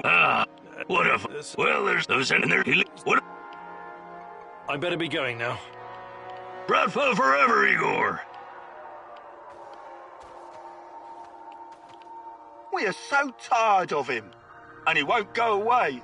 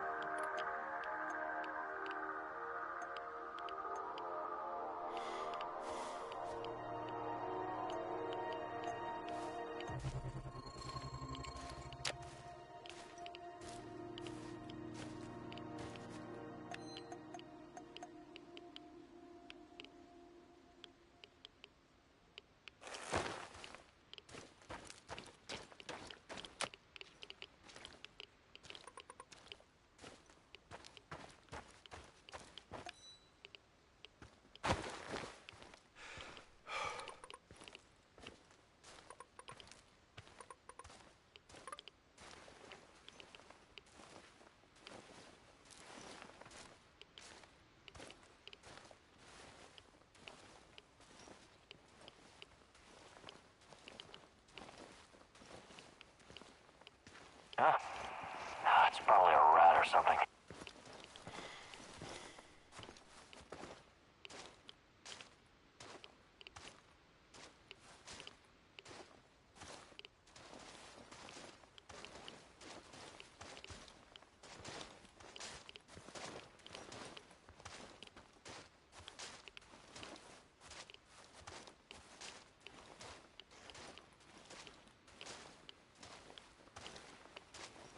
I could use a smoke.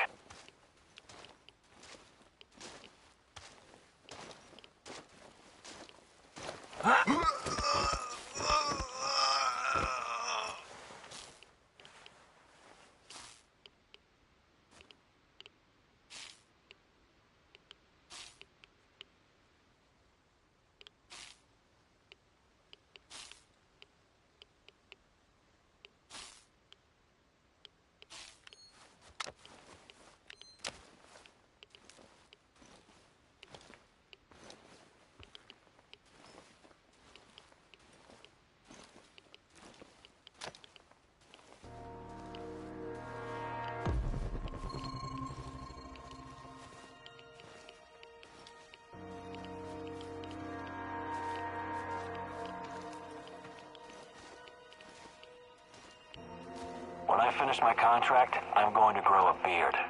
Chicks in Moscow dig beards.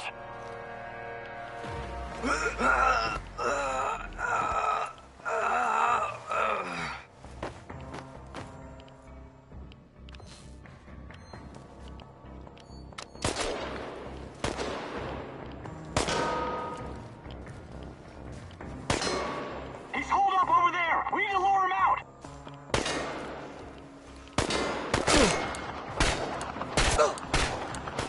Fire Will!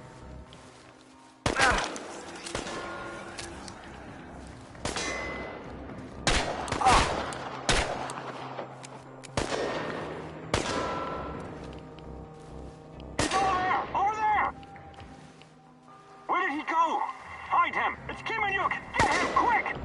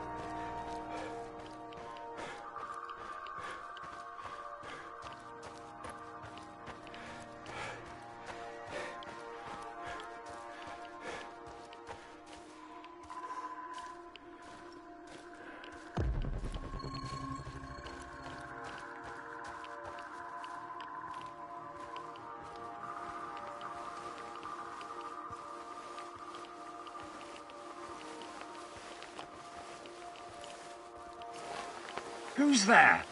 Why are you loitering here? Easy. I'm just looking for some parts. What? Speak louder. I'm looking for some parts. Stop yelling. It's not safe here. Why isn't it safe? What kind of question is that? NKVD, of course. NKVD? The secret Soviet police? These bastards came around here snooping. They arrested my sister-in-law for being a kulak. And she only has 2 cows. 2 fucking cows, goddammit. The NKVD doesn't exist anymore. You don't need to worry about them. Yes. Yeshov is a piece of shit. His goons are persecuting everyone. Even decorated war heroes like myself. Duh. Oh my. What? You've got to speak louder, lad. My hearing is not so good anymore after some Fritz threw a grenade into my bunker. Do you have anything to trade? Perhaps some parts? Why didn't you ask sooner? Of course I do. I'll trade you junk for some bullets. I need to arm myself in case the NKVD comes back.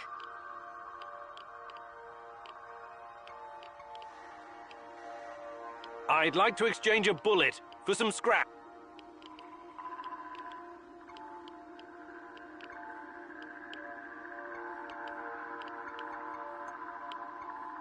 Did you find anything really valuable? Take a look, son.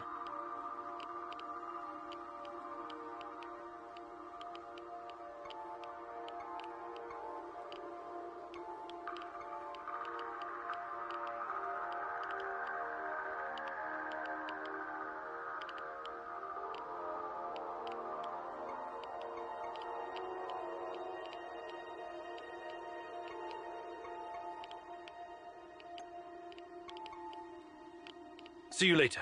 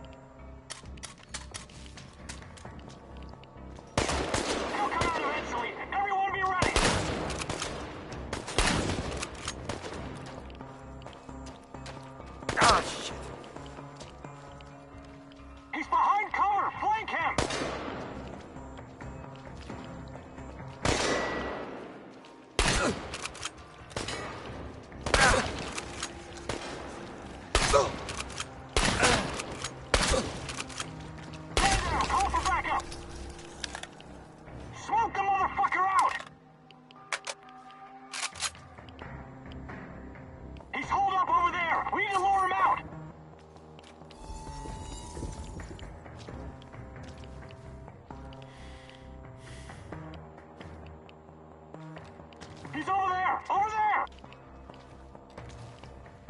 Smoke him on the... We have to find him, quickly! There's just one guy! One guy! Get him!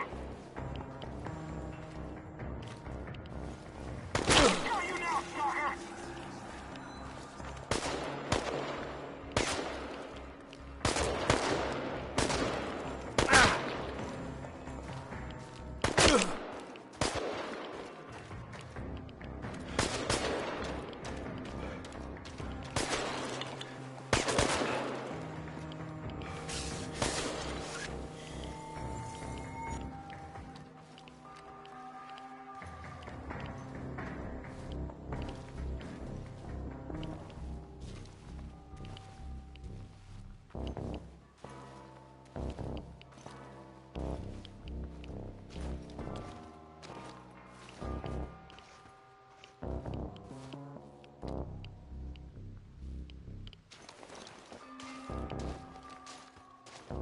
He's one of our guys. Take his ass! No mercy!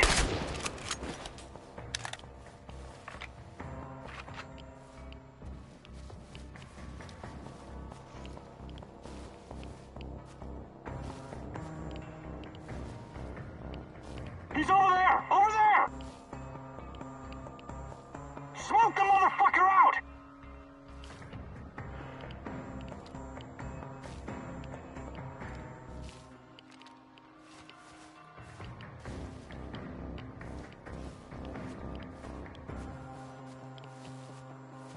He's behind cover! Flank him! He's over there! Over there!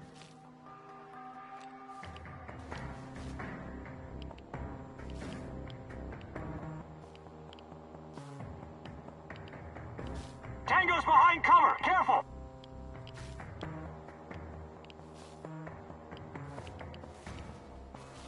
Smoke the motherfucker out!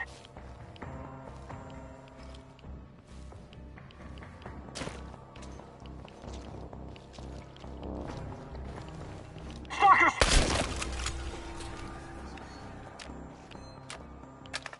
Olga, I found the entrance. Watch out for guards. They're probably close by. Of course. Where else would they be?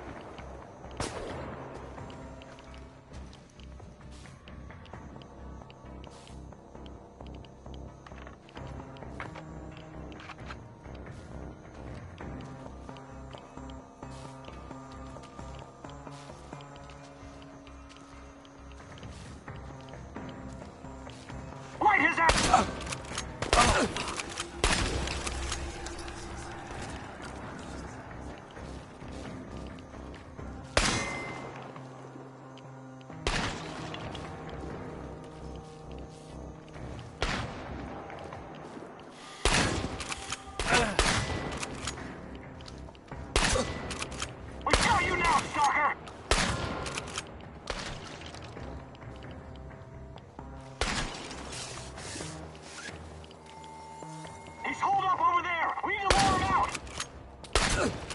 It's us or him, boys! Shoot to kill! We've got you now, stalker!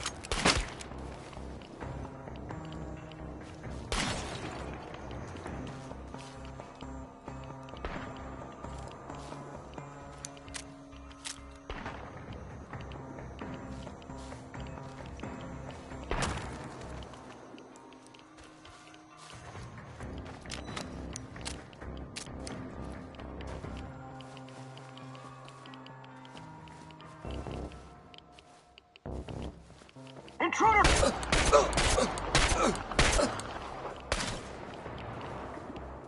Tango's behind cover! Careful! It's over, Kim and Yuk!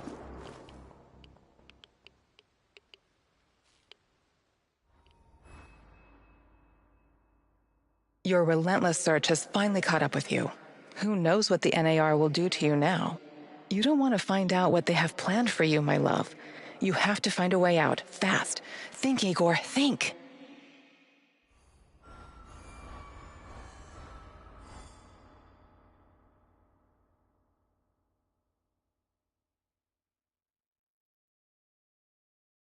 Oh, my head! It's killing me! Where the hell am I? I have to find my portal generator.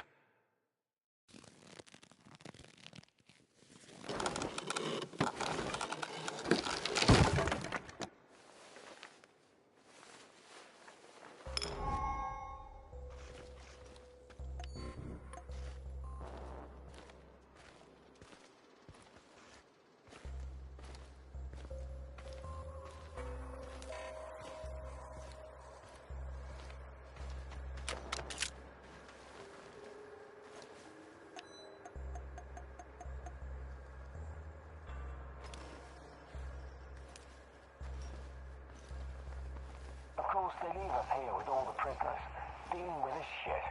We're totally stranded here. Well, you know, there are other ways out of here. What do you mean? That Kim and Yuk guy they detained. He had some kind of teleportation gun on him. And you're thinking of using it? Are you out of your goddamn mind? Give it back. It's Kim and Yuk! Get him!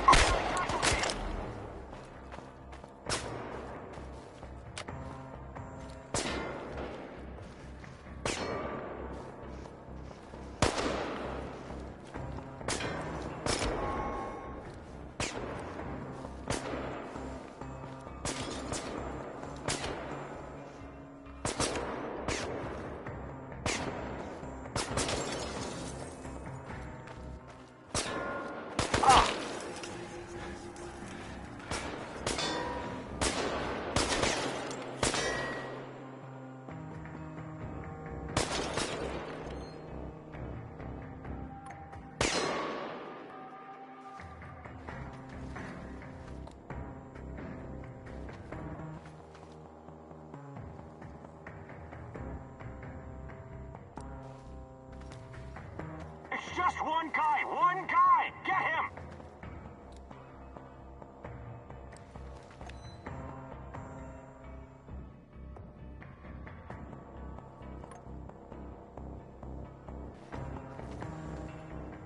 He's over there! Over there!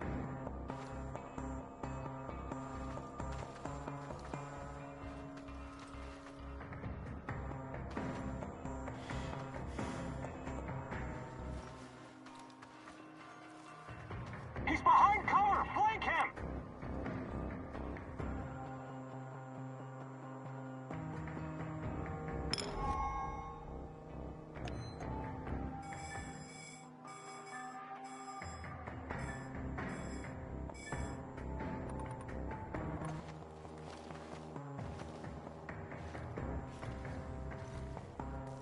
You're going down, Kim and Yuk!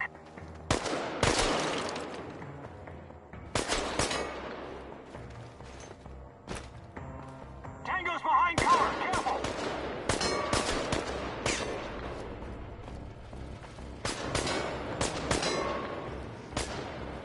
Fire wheel!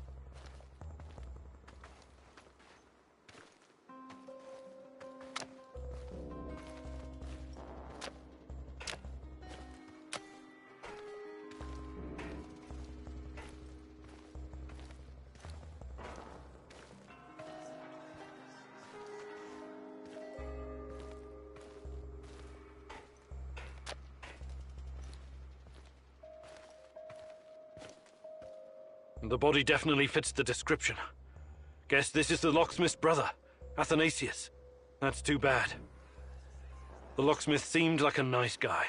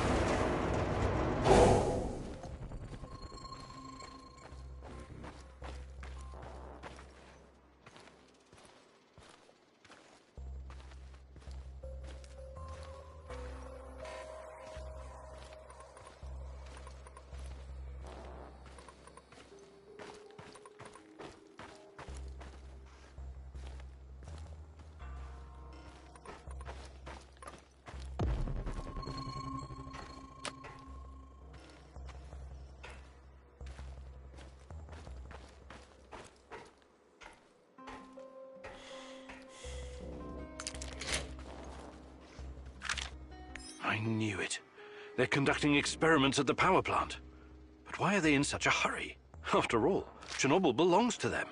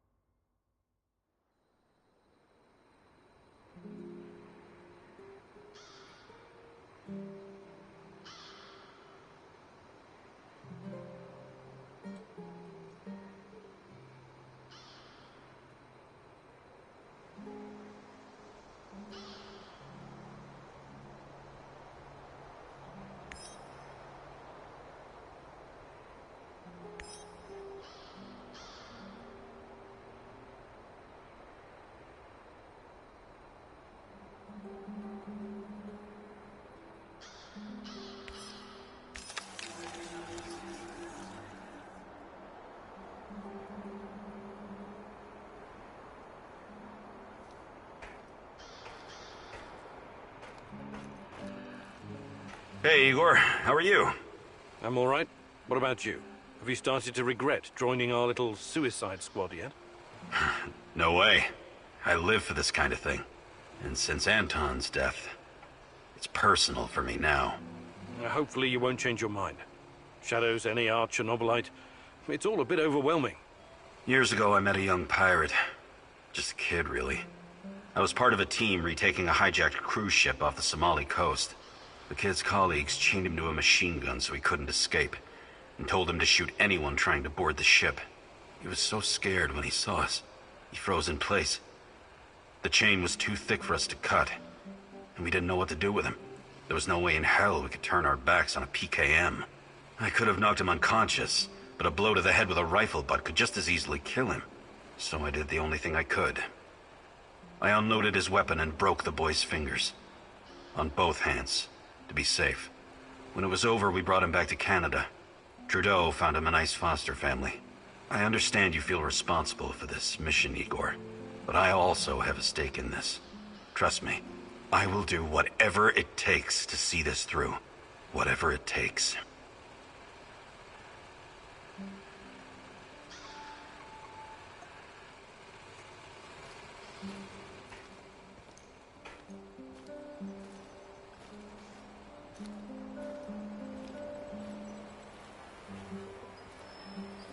Hi, Igor. How's it hanging? No, I'm fine. What's up with you? I was just thinking that I'll probably stay on for a while. And?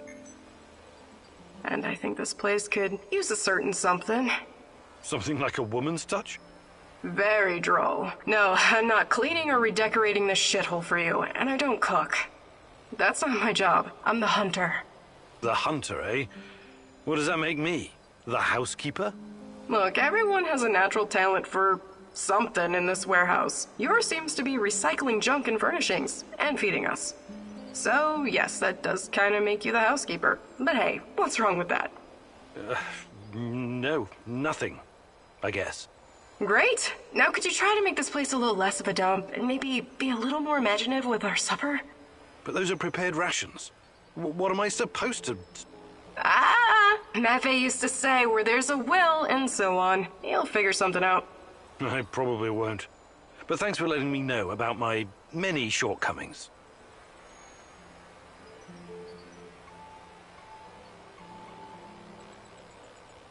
Hi, Olga. Actually...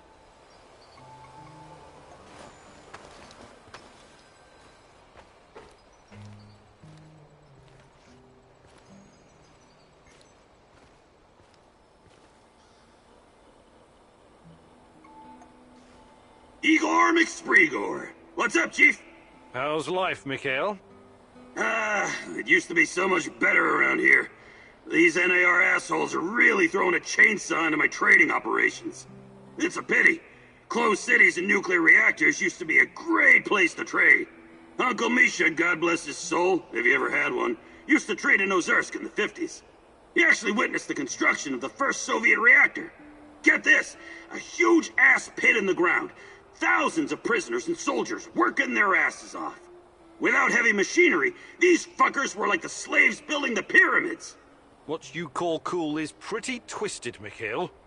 Take a chill pill, Granddad. Don't you get it? It's all chaos. Always has been. Back to the story. The camp guards were totally unprepared to deal with this level of chaos and had to rely on hardened criminals to run the show. Misha told me about this colorful bandit chief who used to sit on a Turkish carpet at the bottom of the pit, giving orders. He wore these puffy, exotic-looking sequined trousers and red shoes with pointy toes. As long as the guards provided vodka and some decent food, he kept all the workers in line. I find that hard to believe, but hey, who knows? It doesn't matter if you believe it or not. This place was very fucking special. And Chernobyl was too. Until everything went to shit. God damn it. I miss the olden days.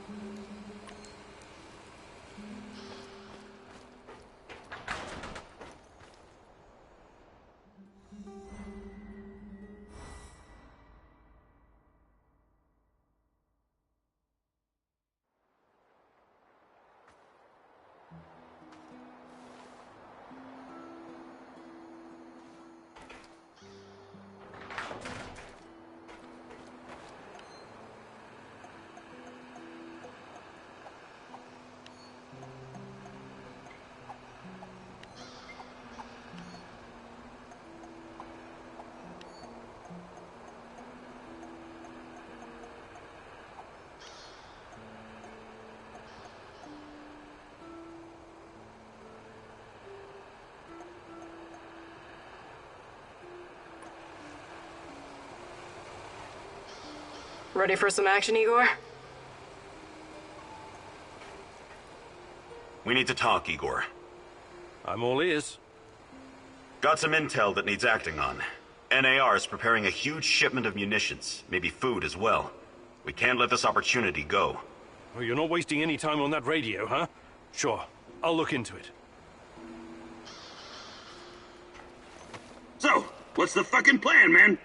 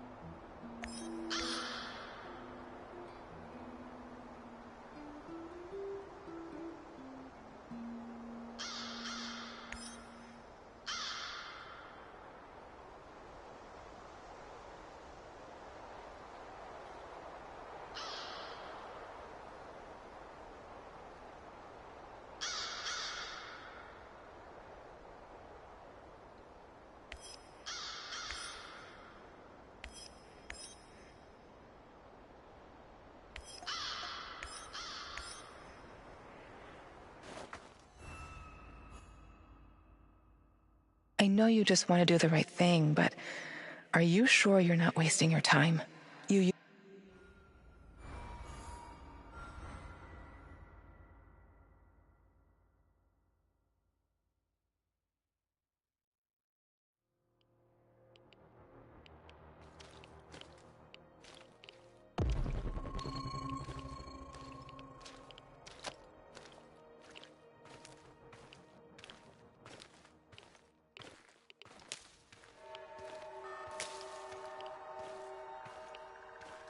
I just arrived in Red Forest. Great. Keep your eyes open and you should spot it. On my way.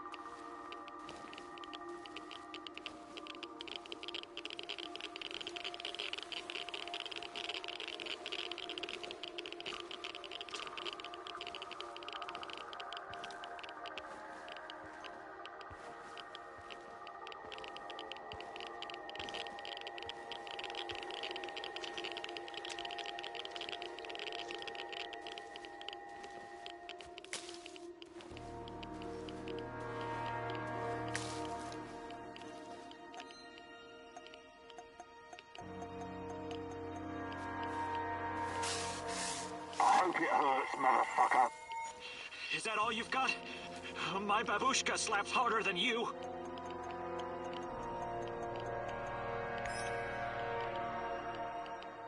Real tough guy, huh? But you couldn't pull a trigger back then. I'm not in the business of shooting women and children, you asshole. You sanctimonious prick. You came here with us. We were brothers. You were supposed to have my back no matter what. Sorry, Grisha. I'm not a killer anymore. What the hell are you talking about, Kirill? You were like a wild...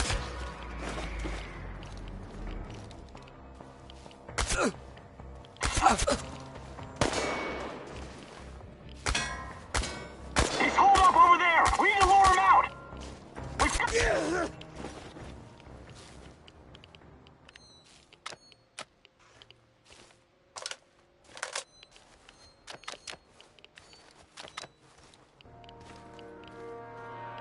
Thanks. I guess I never expected a stalker to come to my aid.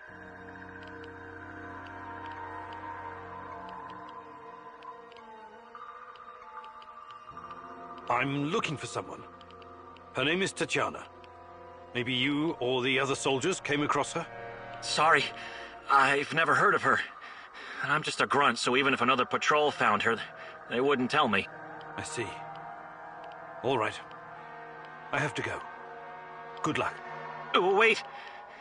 You saved my life. I have to... here. Take this. It's the least I can do.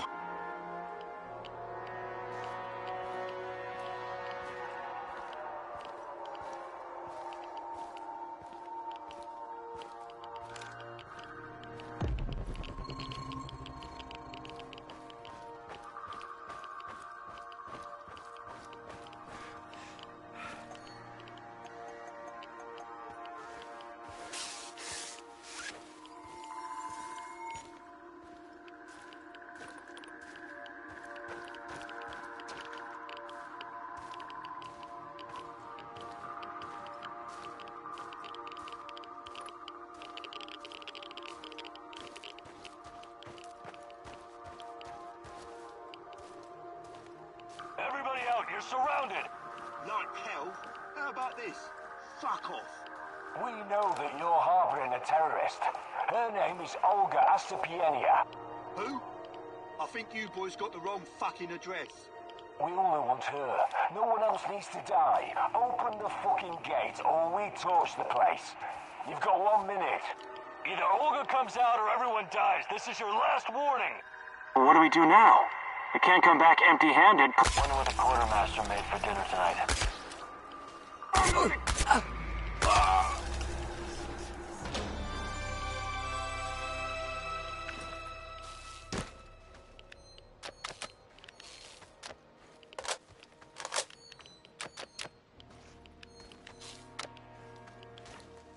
They won't bother you anymore. A tough guy, huh? Well done. Usually these arseholes don't venture this far because of the lurkers. Anyways, thanks. We would have dealt with them ourselves, but I guess you saved us the trouble.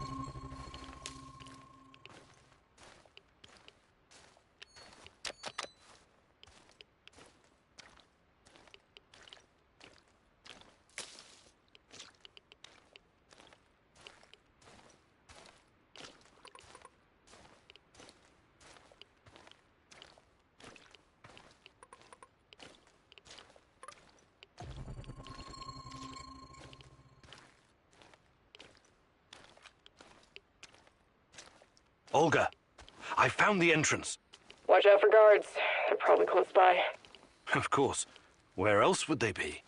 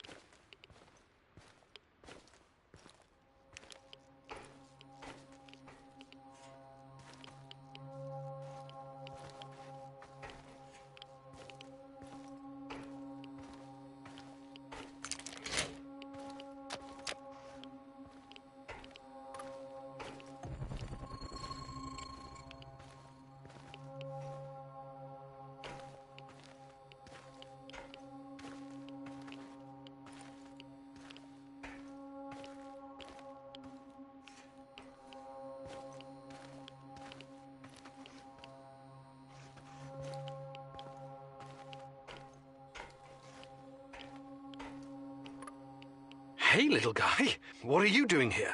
This is no place for children. No kidding, old-timer. Let me out of here before the guards come back. What's your name, kid? I'm Gleb. I didn't do anything wrong. Let me out of here, or my uncle will kick the crap out of you. Whoa, easy there, little fella. I'm not little. I'm already 10, you know.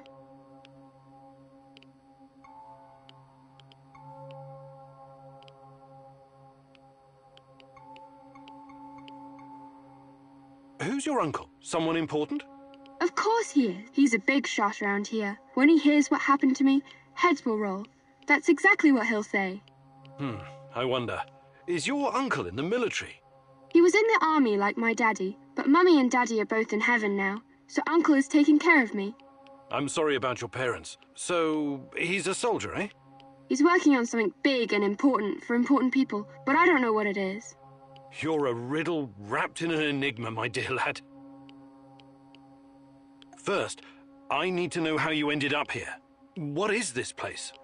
I was going to visit my uncle. He was supposed to pick me up in Slavutich, and this black van came after me. There were two big guys with faces like potatoes. They said that they would take me to my uncle, and they gave me a can of Coke. It's supposed to wake you up, but I got really sleepy. They kidnapped you? When I woke up, I was in here. But I wasn't scared.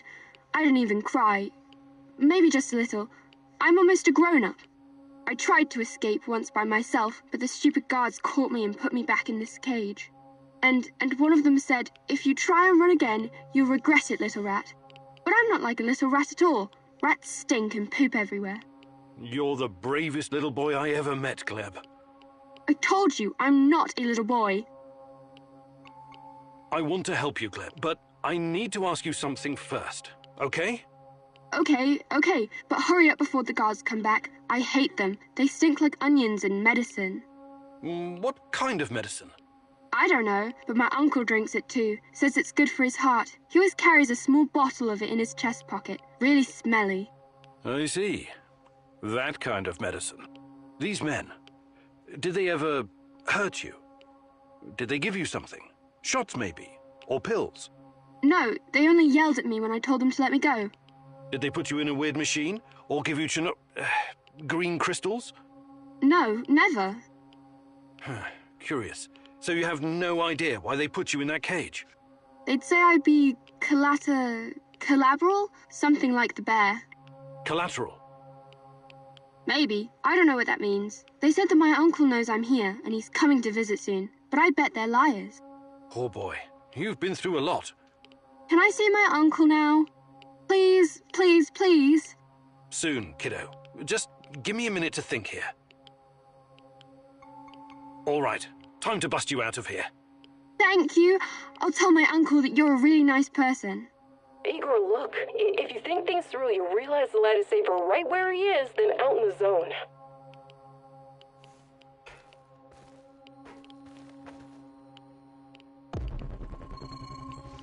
Olga, I found something. A control panel. Perhaps it opens the cell doors. What now, Igor? Do you have any babysitting experience?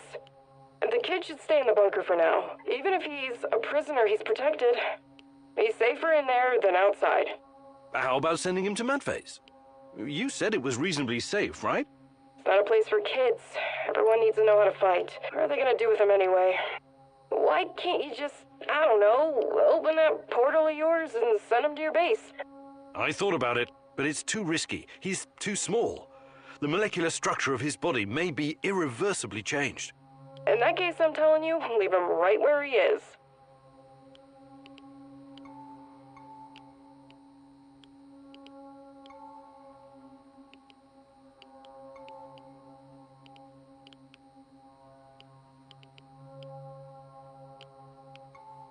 Olga, I'm sending the kid to your village. I really hope you thought this through. He'll have to grow up very fast over there. They're not gonna go easy on him. The village is the only safe place in the zone.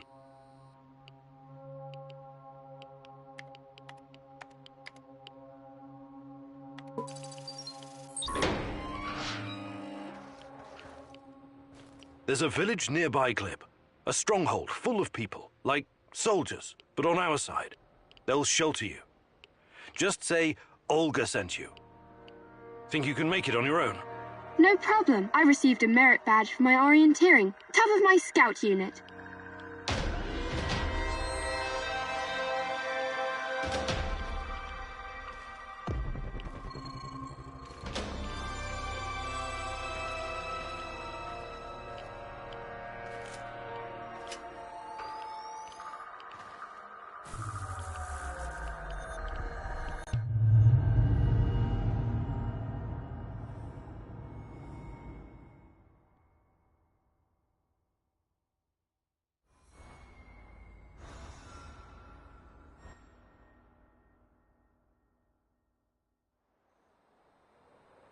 How weird was that, huh? Discovering a secret NAR prison in the middle of nowhere? Yeah. I guess it pays off to follow every lead. If it wasn't for you and Matvey, we might never have found this place. It was nothing. I'm happy you saved that kid. I really am. I want you to know that. They told me you arrived safely in the village. I still think it was the wrong decision at the time, but you were under a lot of pressure. Anyway, next time, please listen to me, little babushka, okay?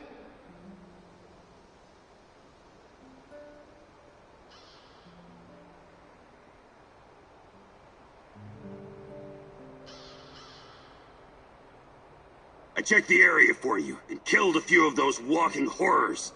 Now it's up to you to finish what I started. Oh yeah, I found some of this green crystal.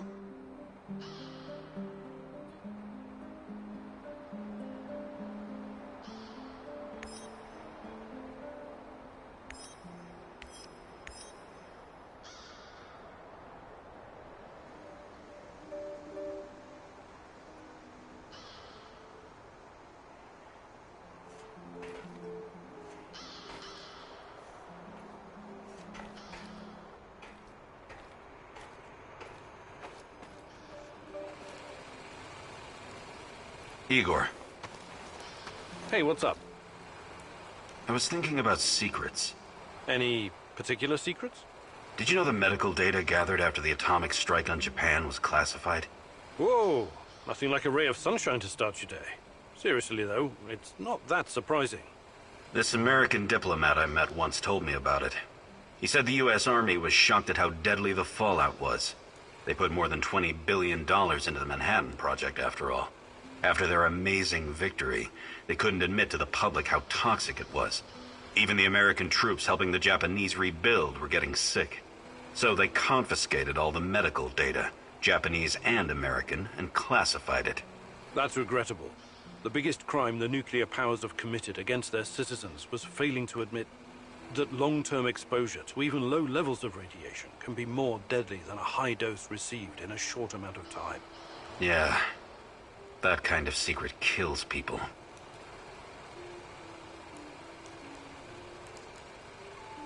Can we swap some stuff, Olivier? Sure, whatever you need.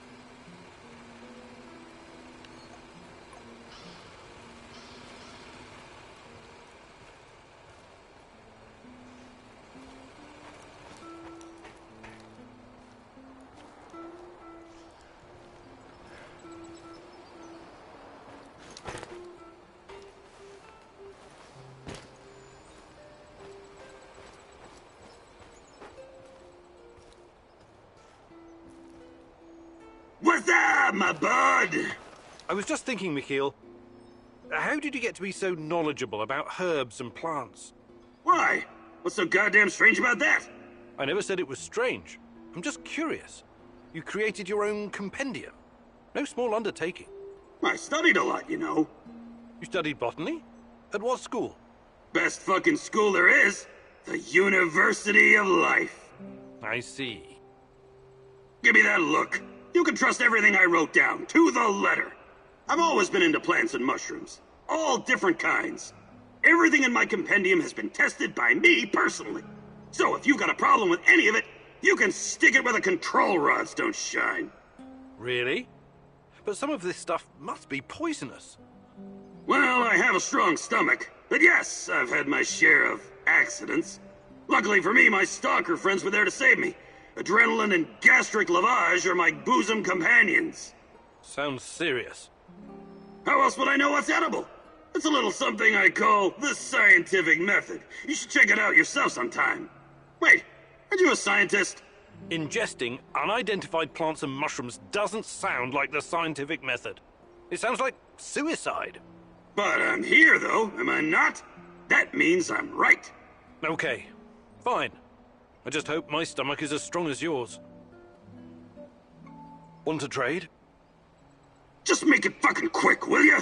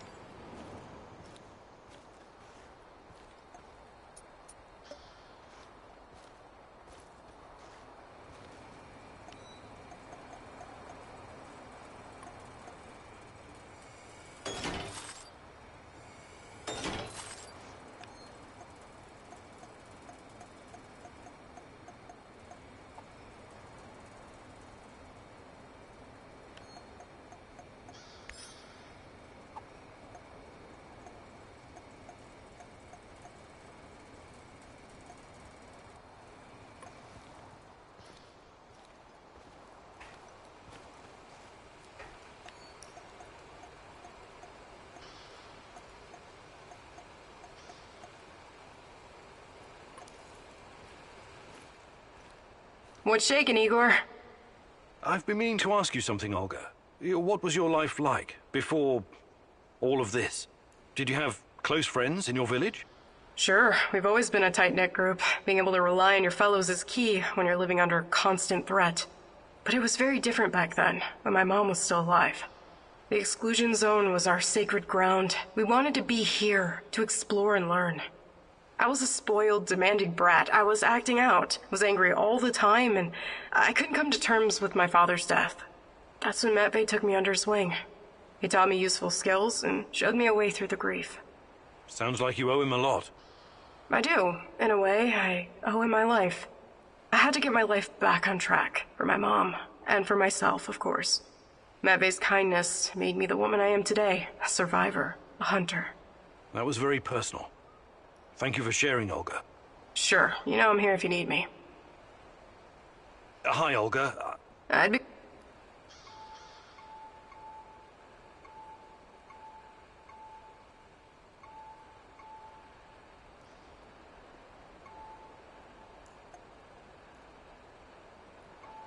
Actually...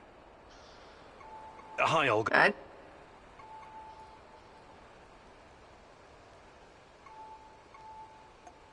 Fantastic. I'm ready to learn. No joke.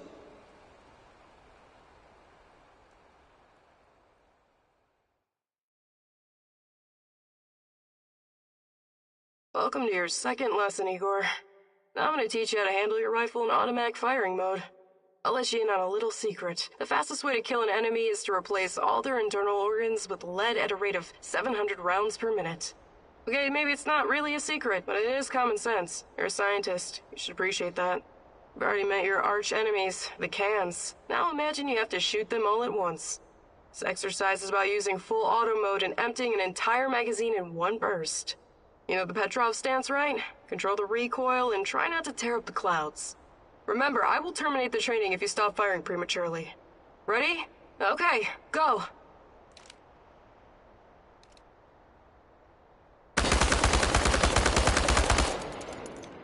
I think you're getting the hang of it. Now reload and finish them off, you ugly tin bastards!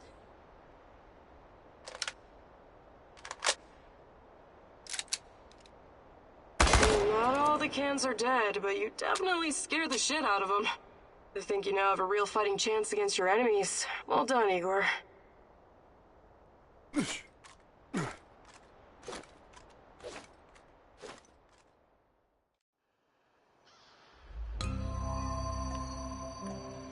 What can I do for you, Professor?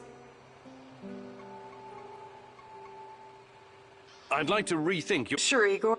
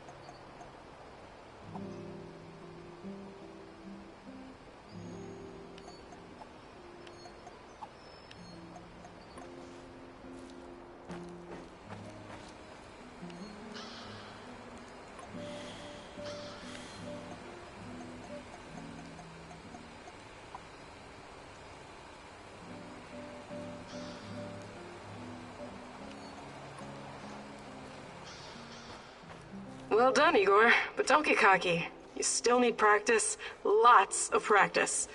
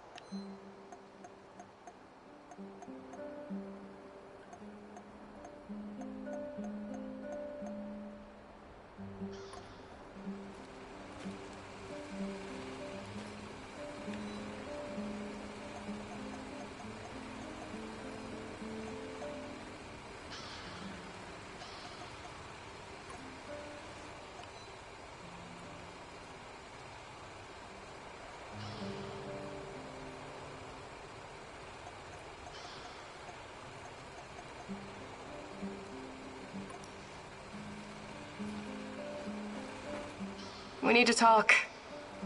Sure. Let's talk. It's about my mother. Rather, about what she found. I didn't tell you this before because I didn't know if I could trust you. I think I know why they took my mom. She was dangerous to NAR. It wasn't a coincidence. She saw something, even took a photo. You see, when NAR first came here, they pretended to be friendly. They offered free examinations to several SAML shells and even promised my mother medical assistance. It was all a ruse, of course. My mother was invited to their lab and she ended up seeing something she wasn't supposed to. She was inside their lab? You should have told me about this sooner. Do you know what she saw? They were running experiments with Chernobylite on human subjects. All volunteers, of course. Soon after that, people started vanishing, my mom included.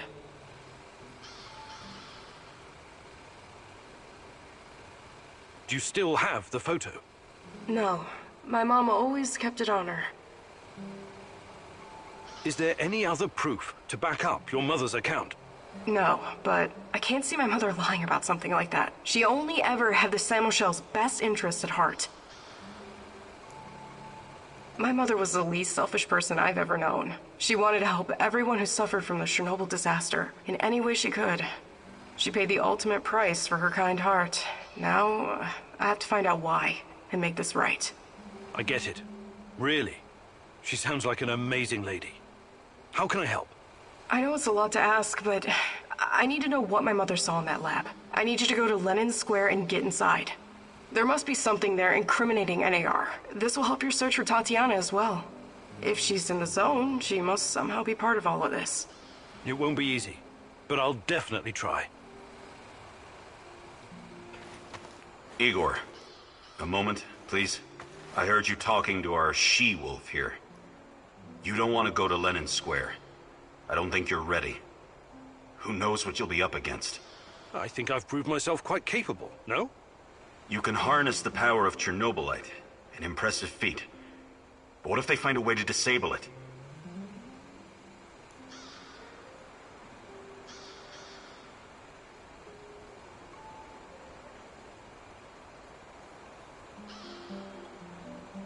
You're probably right. What do you propose? I'll do it. With a broken arm? Besides, we have no idea what we'll find. It's very likely we'll need my scientific expertise to assess the situation. I'm not a complete imbecile, you know. I can tell the difference between a centrifuge and a... I don't know, kitchen robot? Of course you can, Olivier. Don't take this the wrong way, but I still think I should be the one to go. Are we doing something or not?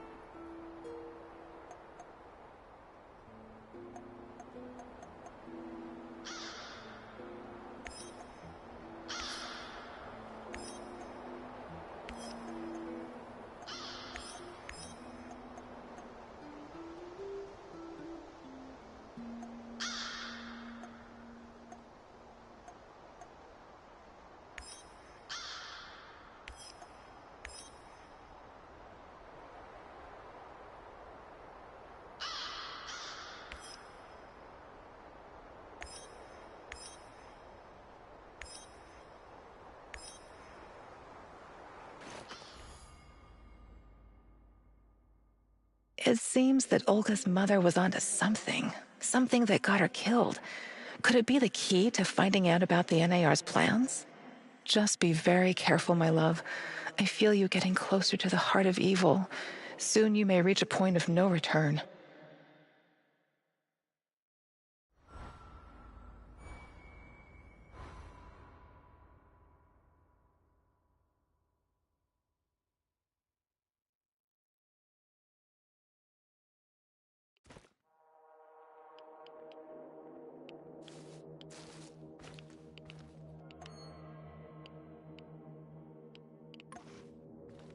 Time for the lab, Igor. Should be in the middle of NAR's camp. See if you can slip in unnoticed. Don't get in any fight unless you have to.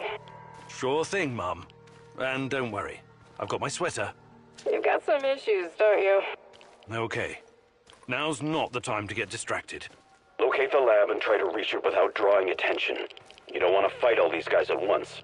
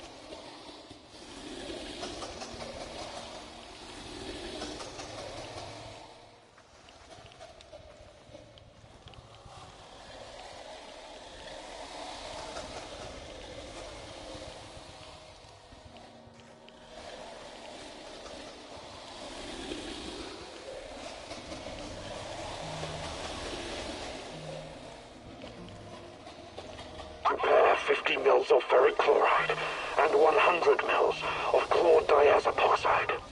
I know that voice. Where have I heard it before? Right away.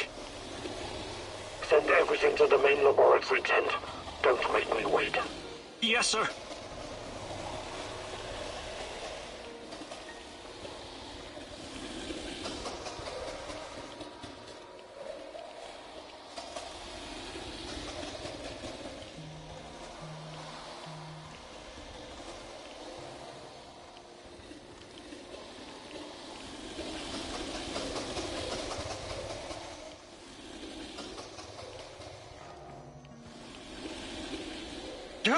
Who are you? What are you doing in here? That man on the phone. Who was it? You're Kim In-yuk. Dear God, please don't hurt me. I asked you a goddamn question. My boss, you mean? I don't know his real identity. Almost nobody does, I swear. Do you really want to play it this way? I can see you're scared, and rightfully so. But it seems you're deliberately trying my patience. No, not at all, sir. Please, I can't tell you what I don't know. But I can tell you other things. Just ask. Just don't kill me. I can be useful. You'll see. Vanya, my patience is wearing thin. Where are those damned chemicals? Answer him, but casually. Relax. Yes, I'm sorry. I'll send them right away. Apologies for the delay. Spare me the excuses and move. I need that claw diazer bauxite, and I need it now. You two, continue without me. And for your sakes, you don't screw this up. It would be best if you forgot I was ever here. Of course, of course. I won't tell a soul.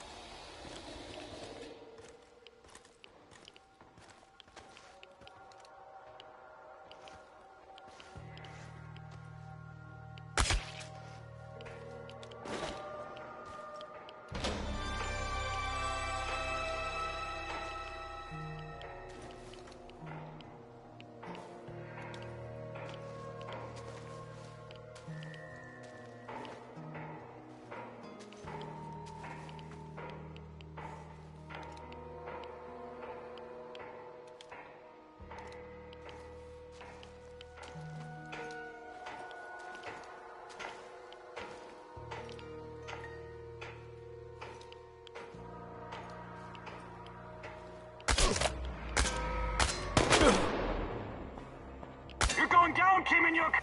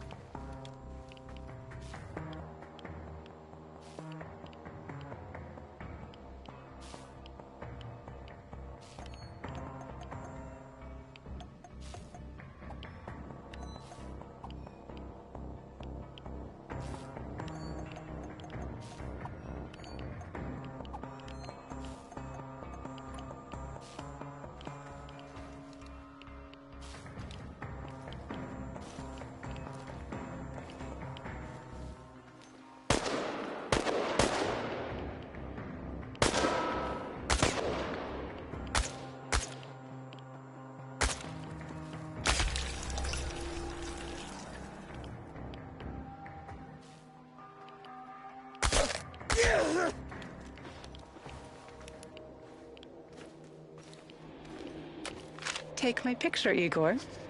Do it now. Sure. What's got into you? I want you to remember this moment. Keep it close to your heart. Whatever happens, we are connected. We belong together. Of course. You're my fiancé, and... That's not what I meant. Never mind.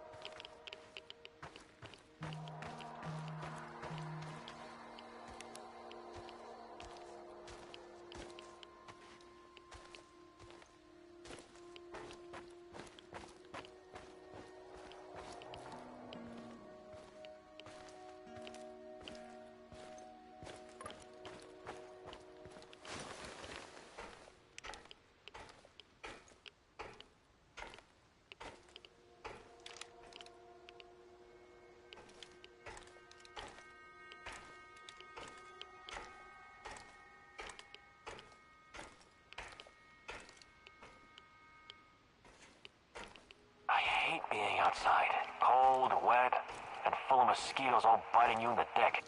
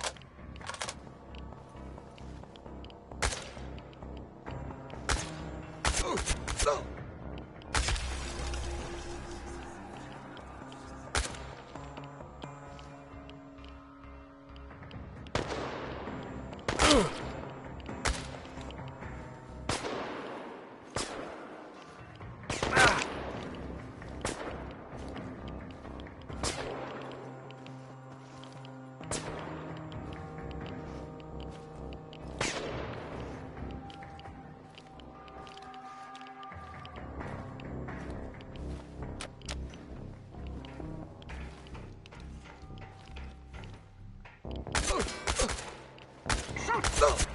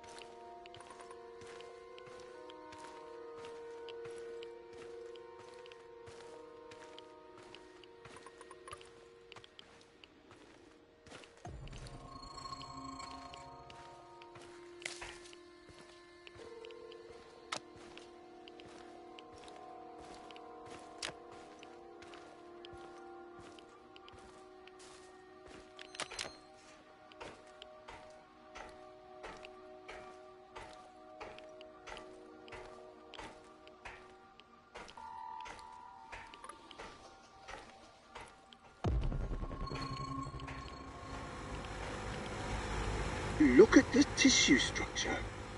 This used to be a liver, if you can believe it. We need to collect samples. The brain is hyperactive. Look at the chart. But it still doesn't respond to any stimuli. The previous subject had quite a different reaction. What's behind this difference, I wonder? Age? Sex? Vanya? Finally! Who the hell are you? What did you do with Vanya? Stay very still if you want to live. Please don't hurt us. We're scientists, Yeah, so was Dr. Mengele. Are you performing a vivisection without anesthesia? Administering shots of typhus? What are you doing exactly? I really want to know. No, nothing like that. We're not beasts. We treat our patients as humanely as possible. But you have to understand that... Scientific advancement requires sacrifice. Other people's sacrifice.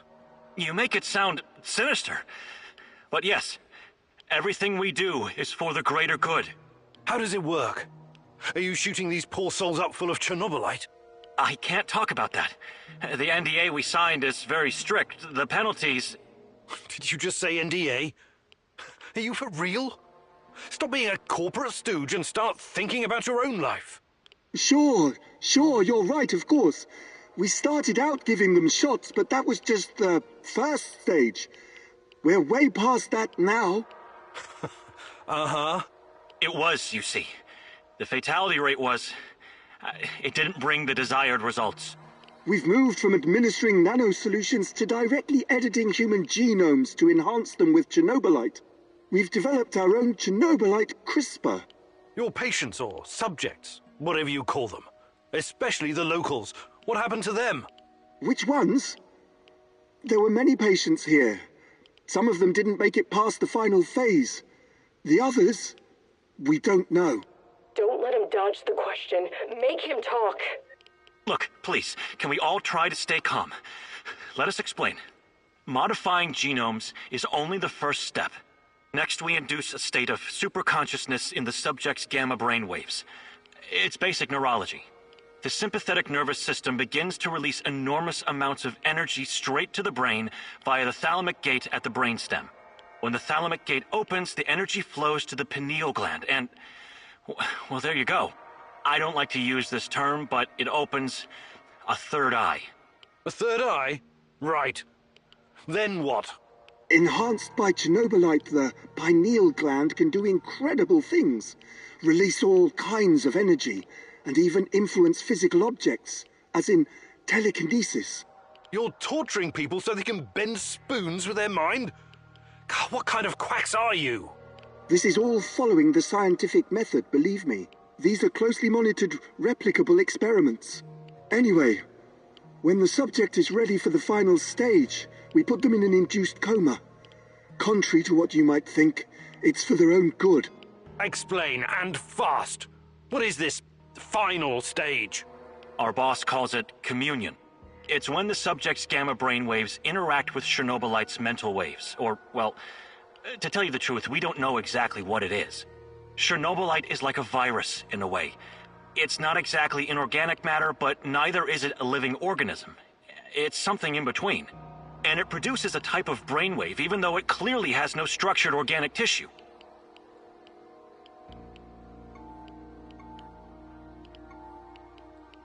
Well, what's the purpose of this communion? This is where it gets really interesting. You know that Chernobylite can be used to create wormholes, right? You've been doing it yourself. But these wormholes are special. Haven't you noticed? They're not a purely physical phenomenon. I don't understand. What else could they be? We know what singularities and the tunnels should look like. We know what they are in theory. But has anyone actually been inside one before? Bullshit. I've studied Chernobylite too. The exotic energy it contains is powerful enough to create quasi-black holes and passages between them. We thought so too, at first. But think about this. What if there was an organism, or a virus, an entity powerful enough to create its own singularities? No biological organism could encapsulate that kind of energy, or survive if it did. A living entity would be torn to shreds. But Chernobylite is not a normal biological organism, is it? We have no idea what it is. Just try and consider the possibility that the wormholes you're walking into are not something created outside of Chernobylite. They are Chernobylite. You're traveling through the veins and corridors of its multidimensional body. But what does that have to do with this communion thing? Isn't it obvious?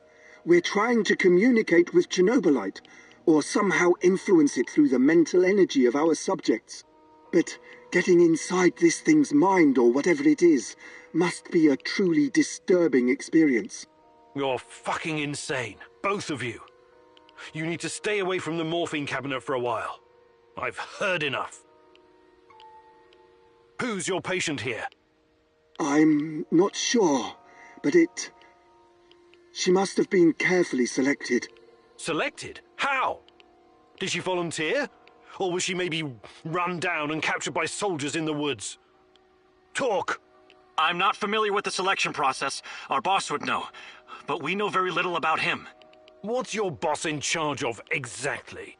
The entire biotech division, pretty much everything Chernobylite related, but mainly the impact on human physical and psychological functions.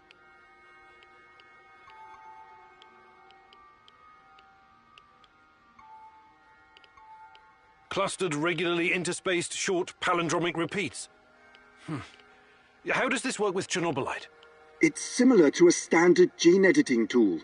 We take specialized protein from a certain bacteria, modify it with Chernobylite, and then target the exact genes we want to modify. Wait, I know more about physics than genetics, but CRISPR is usually done on embryos, right? And it takes time, sometimes even years, for mutations to show. Our boss developed his own methods. The process is applied directly in the subject's body. The speed of the mutations has increased exponentially. It no longer takes years, but weeks, sometimes mere days. Marvelous, isn't it? Enough. All I've got from you so far is a bunch of gibberish. I want to see the actual research. Where do you keep your data? All the research data? Check the database in this computer. Everything can be accessed from here. It's password protected, isn't it? Promise not to kill us and we'll tell you. Don't worry. I don't give a shit about you. Password. 23#98S$. Listen to me very carefully, Igor. This research, this data, it's too dangerous to exist. My people died because of it. Delete everything. It won't bring my mother back, but at least no one will profit from her death, and the deaths of others.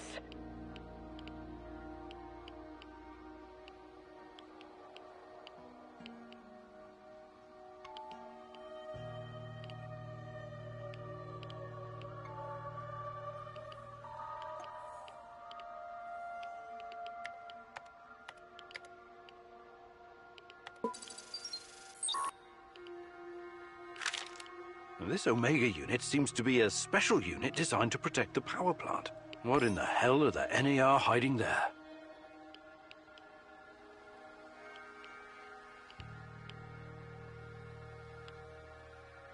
These guys are telling the truth. They really achieved something incredible here. Why did you do it? God damn you!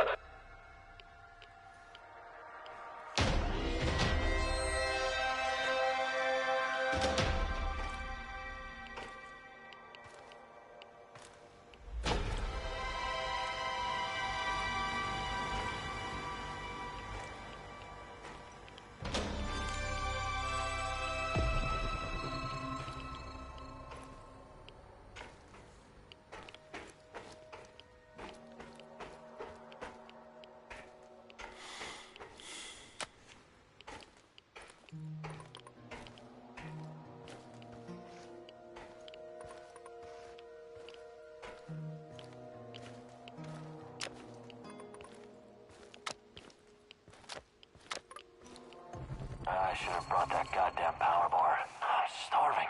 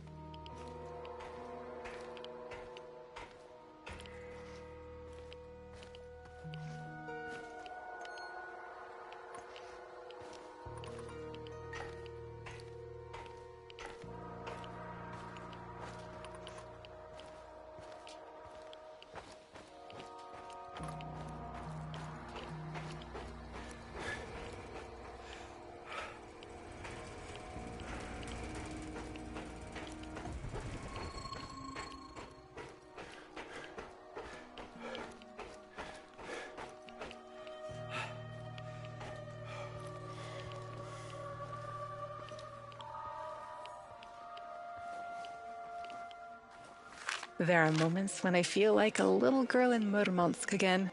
I used to watch my dad working on the nuclear submarines, my mom preparing fish soup for dinner. I'm the same little girl with ponytails, riding a yellow bicycle and throwing snowballs at my neighbors. Those are some beautiful memories. It's more than that. It's like all these moments exist at the same time. Like I'm part of a circle. That's deep, I think. But I have to admit, I don't quite follow. Sorry, I didn't intend to burden you with my crazy thoughts.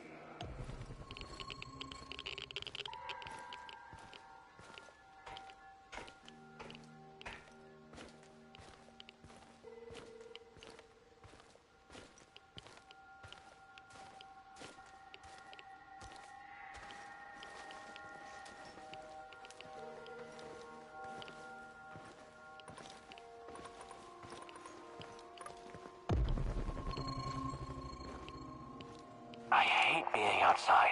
Cold, wet, and full of mosquitoes all biting you in the dick.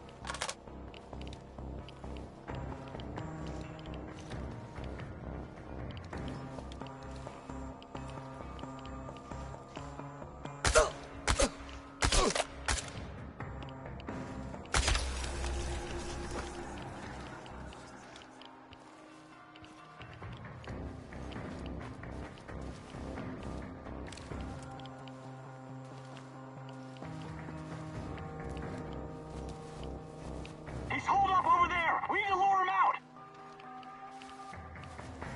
It's just one guy! One guy! Get him! Tango's behind cover! Careful!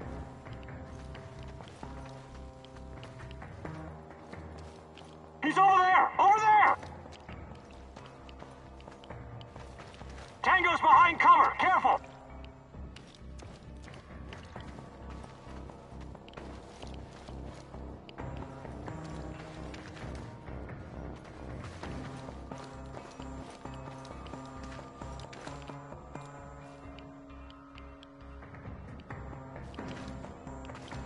Smoke the motherfucker out!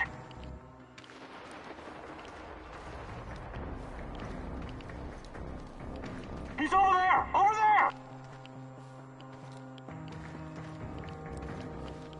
Smoke the motherfucker out! He's behind cover! Flank him!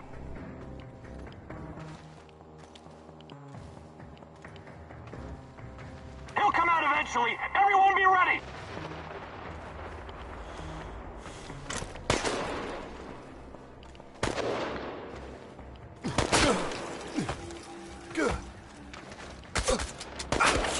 It's just one guy! One guy! Get him!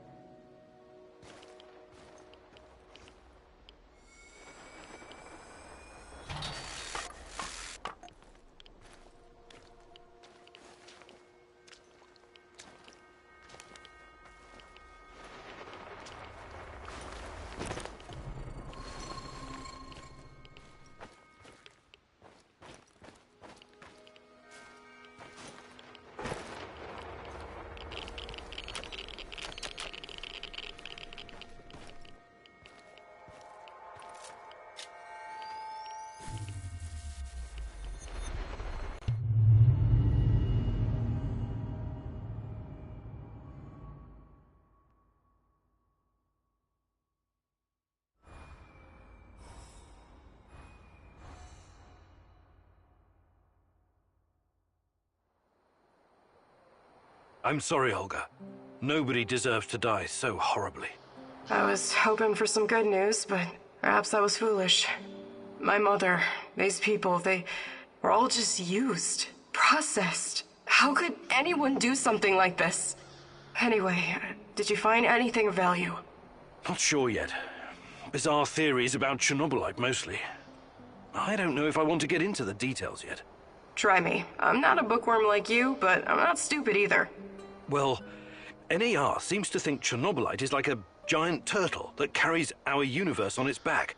They figure they can tame it and ride it wherever they want. Like a pet. A turtle?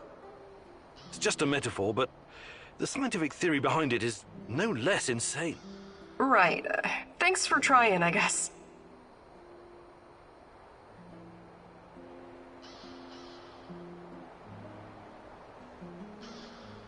Hey, Igor, I did some recon for you.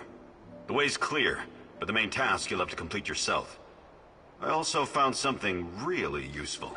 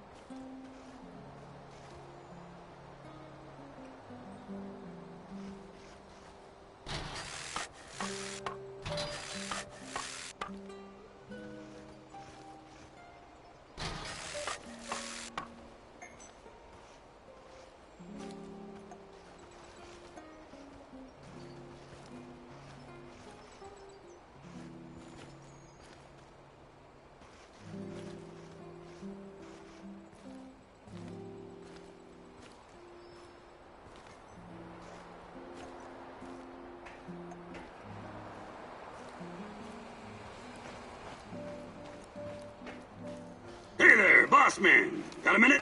Sure. What is it? I need to ask you something, Igor. And you have to be absolutely fucking straight with me. Whoa, Mikhail. Should I be scared? No, but I need you to really take me seriously. I sometimes get the feeling that you don't.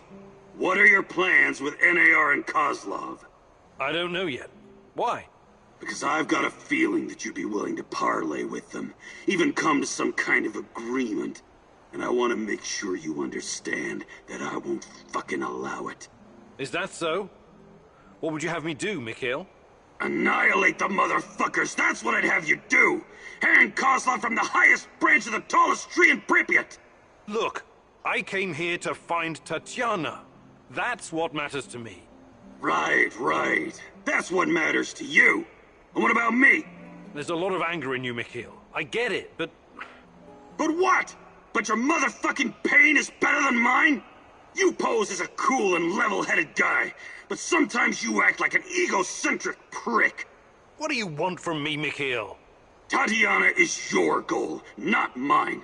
I will have my closure, and I'll have my revenge. You have no problem using me for your mission whenever it suits you. There may come a time when I use you for mine. Please, just try and cool off. Don't do anything rash. No promises, Professor.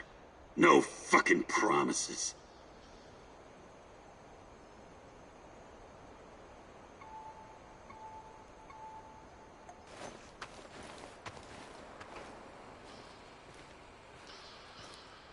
How do you do, Igor? Fine. Just getting ready for action. What's up with you? Before I came here, I was involved with Greenpeace in Ukraine. Oh, that's commendable. Any successes? Well, the economic climate wasn't very good at that time. We staged some protests, I even chained myself to a tree once. But in the end, the police would show up and beat the shit out of me. Don't be so hard on yourself. NGOs have always had it rough in our neck of the woods. Yeah, it was like bailing out the ocean with a teaspoon. Somebody told me that when Greenpeace first came to Ukraine, they were immediately infiltrated by the KGB. I can't believe this world. That was the Cold War mentality for you. Every foreign NGO worker is a potential spy, or asset. Some officials promised to help us build an eco-housing project for Chernobyl survivors, but in the end, it came to nothing. The construction company dug a huge hole for the foundation that disappeared, with all the materials. And that was the end of it. One giant waste of time. I wish I had been born in your times, Igor. I would have done so much more. No, you wouldn't. But you probably would have gotten yourself killed. Hi, Olga. I was wondering... I'd be glad to. Fantastic. No jokes.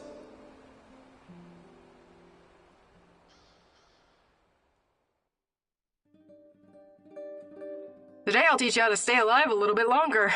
Knowing how to use a medkit, healing salves, and herbs is obviously important, but I won't be talking about that. What are you going to talk about, Olga? About resolve, grit, and determination. About having the guts to do what's right, whatever it takes. I get what you're saying, but what does it have to do with survival skills? You know the stories about people who achieve seemingly impossible feats in times of crisis? There's this tale about an old woman who somehow lifted a tram because her grandkid was stuck underneath. I'm sure that's an urban legend. Even so, with inner discipline and strength of conviction, you can sometimes surprise yourself. Let me ask you something. Are you willing to die for Tatiana? Without hesitation. Good. Now what you need to understand is that she doesn't need you to die. She needs you to live. Stay alive, Igor. It's the only way to see this through.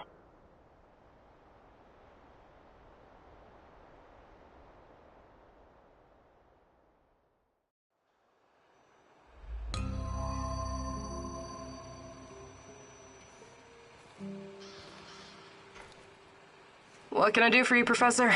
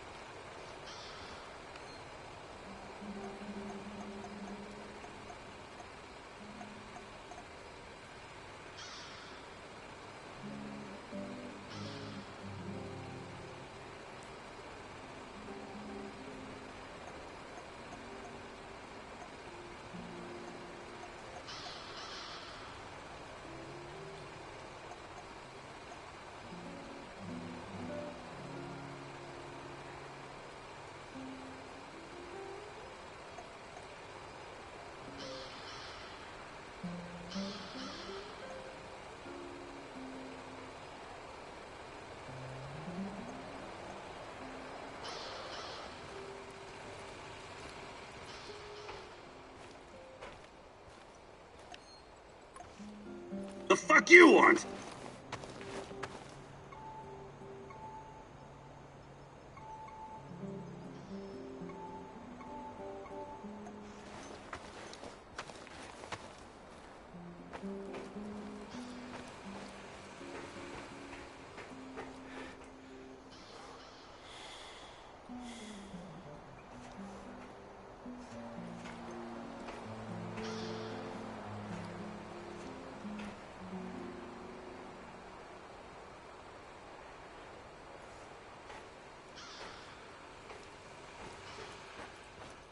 Nice job. It's so great to work with someone who actually cares.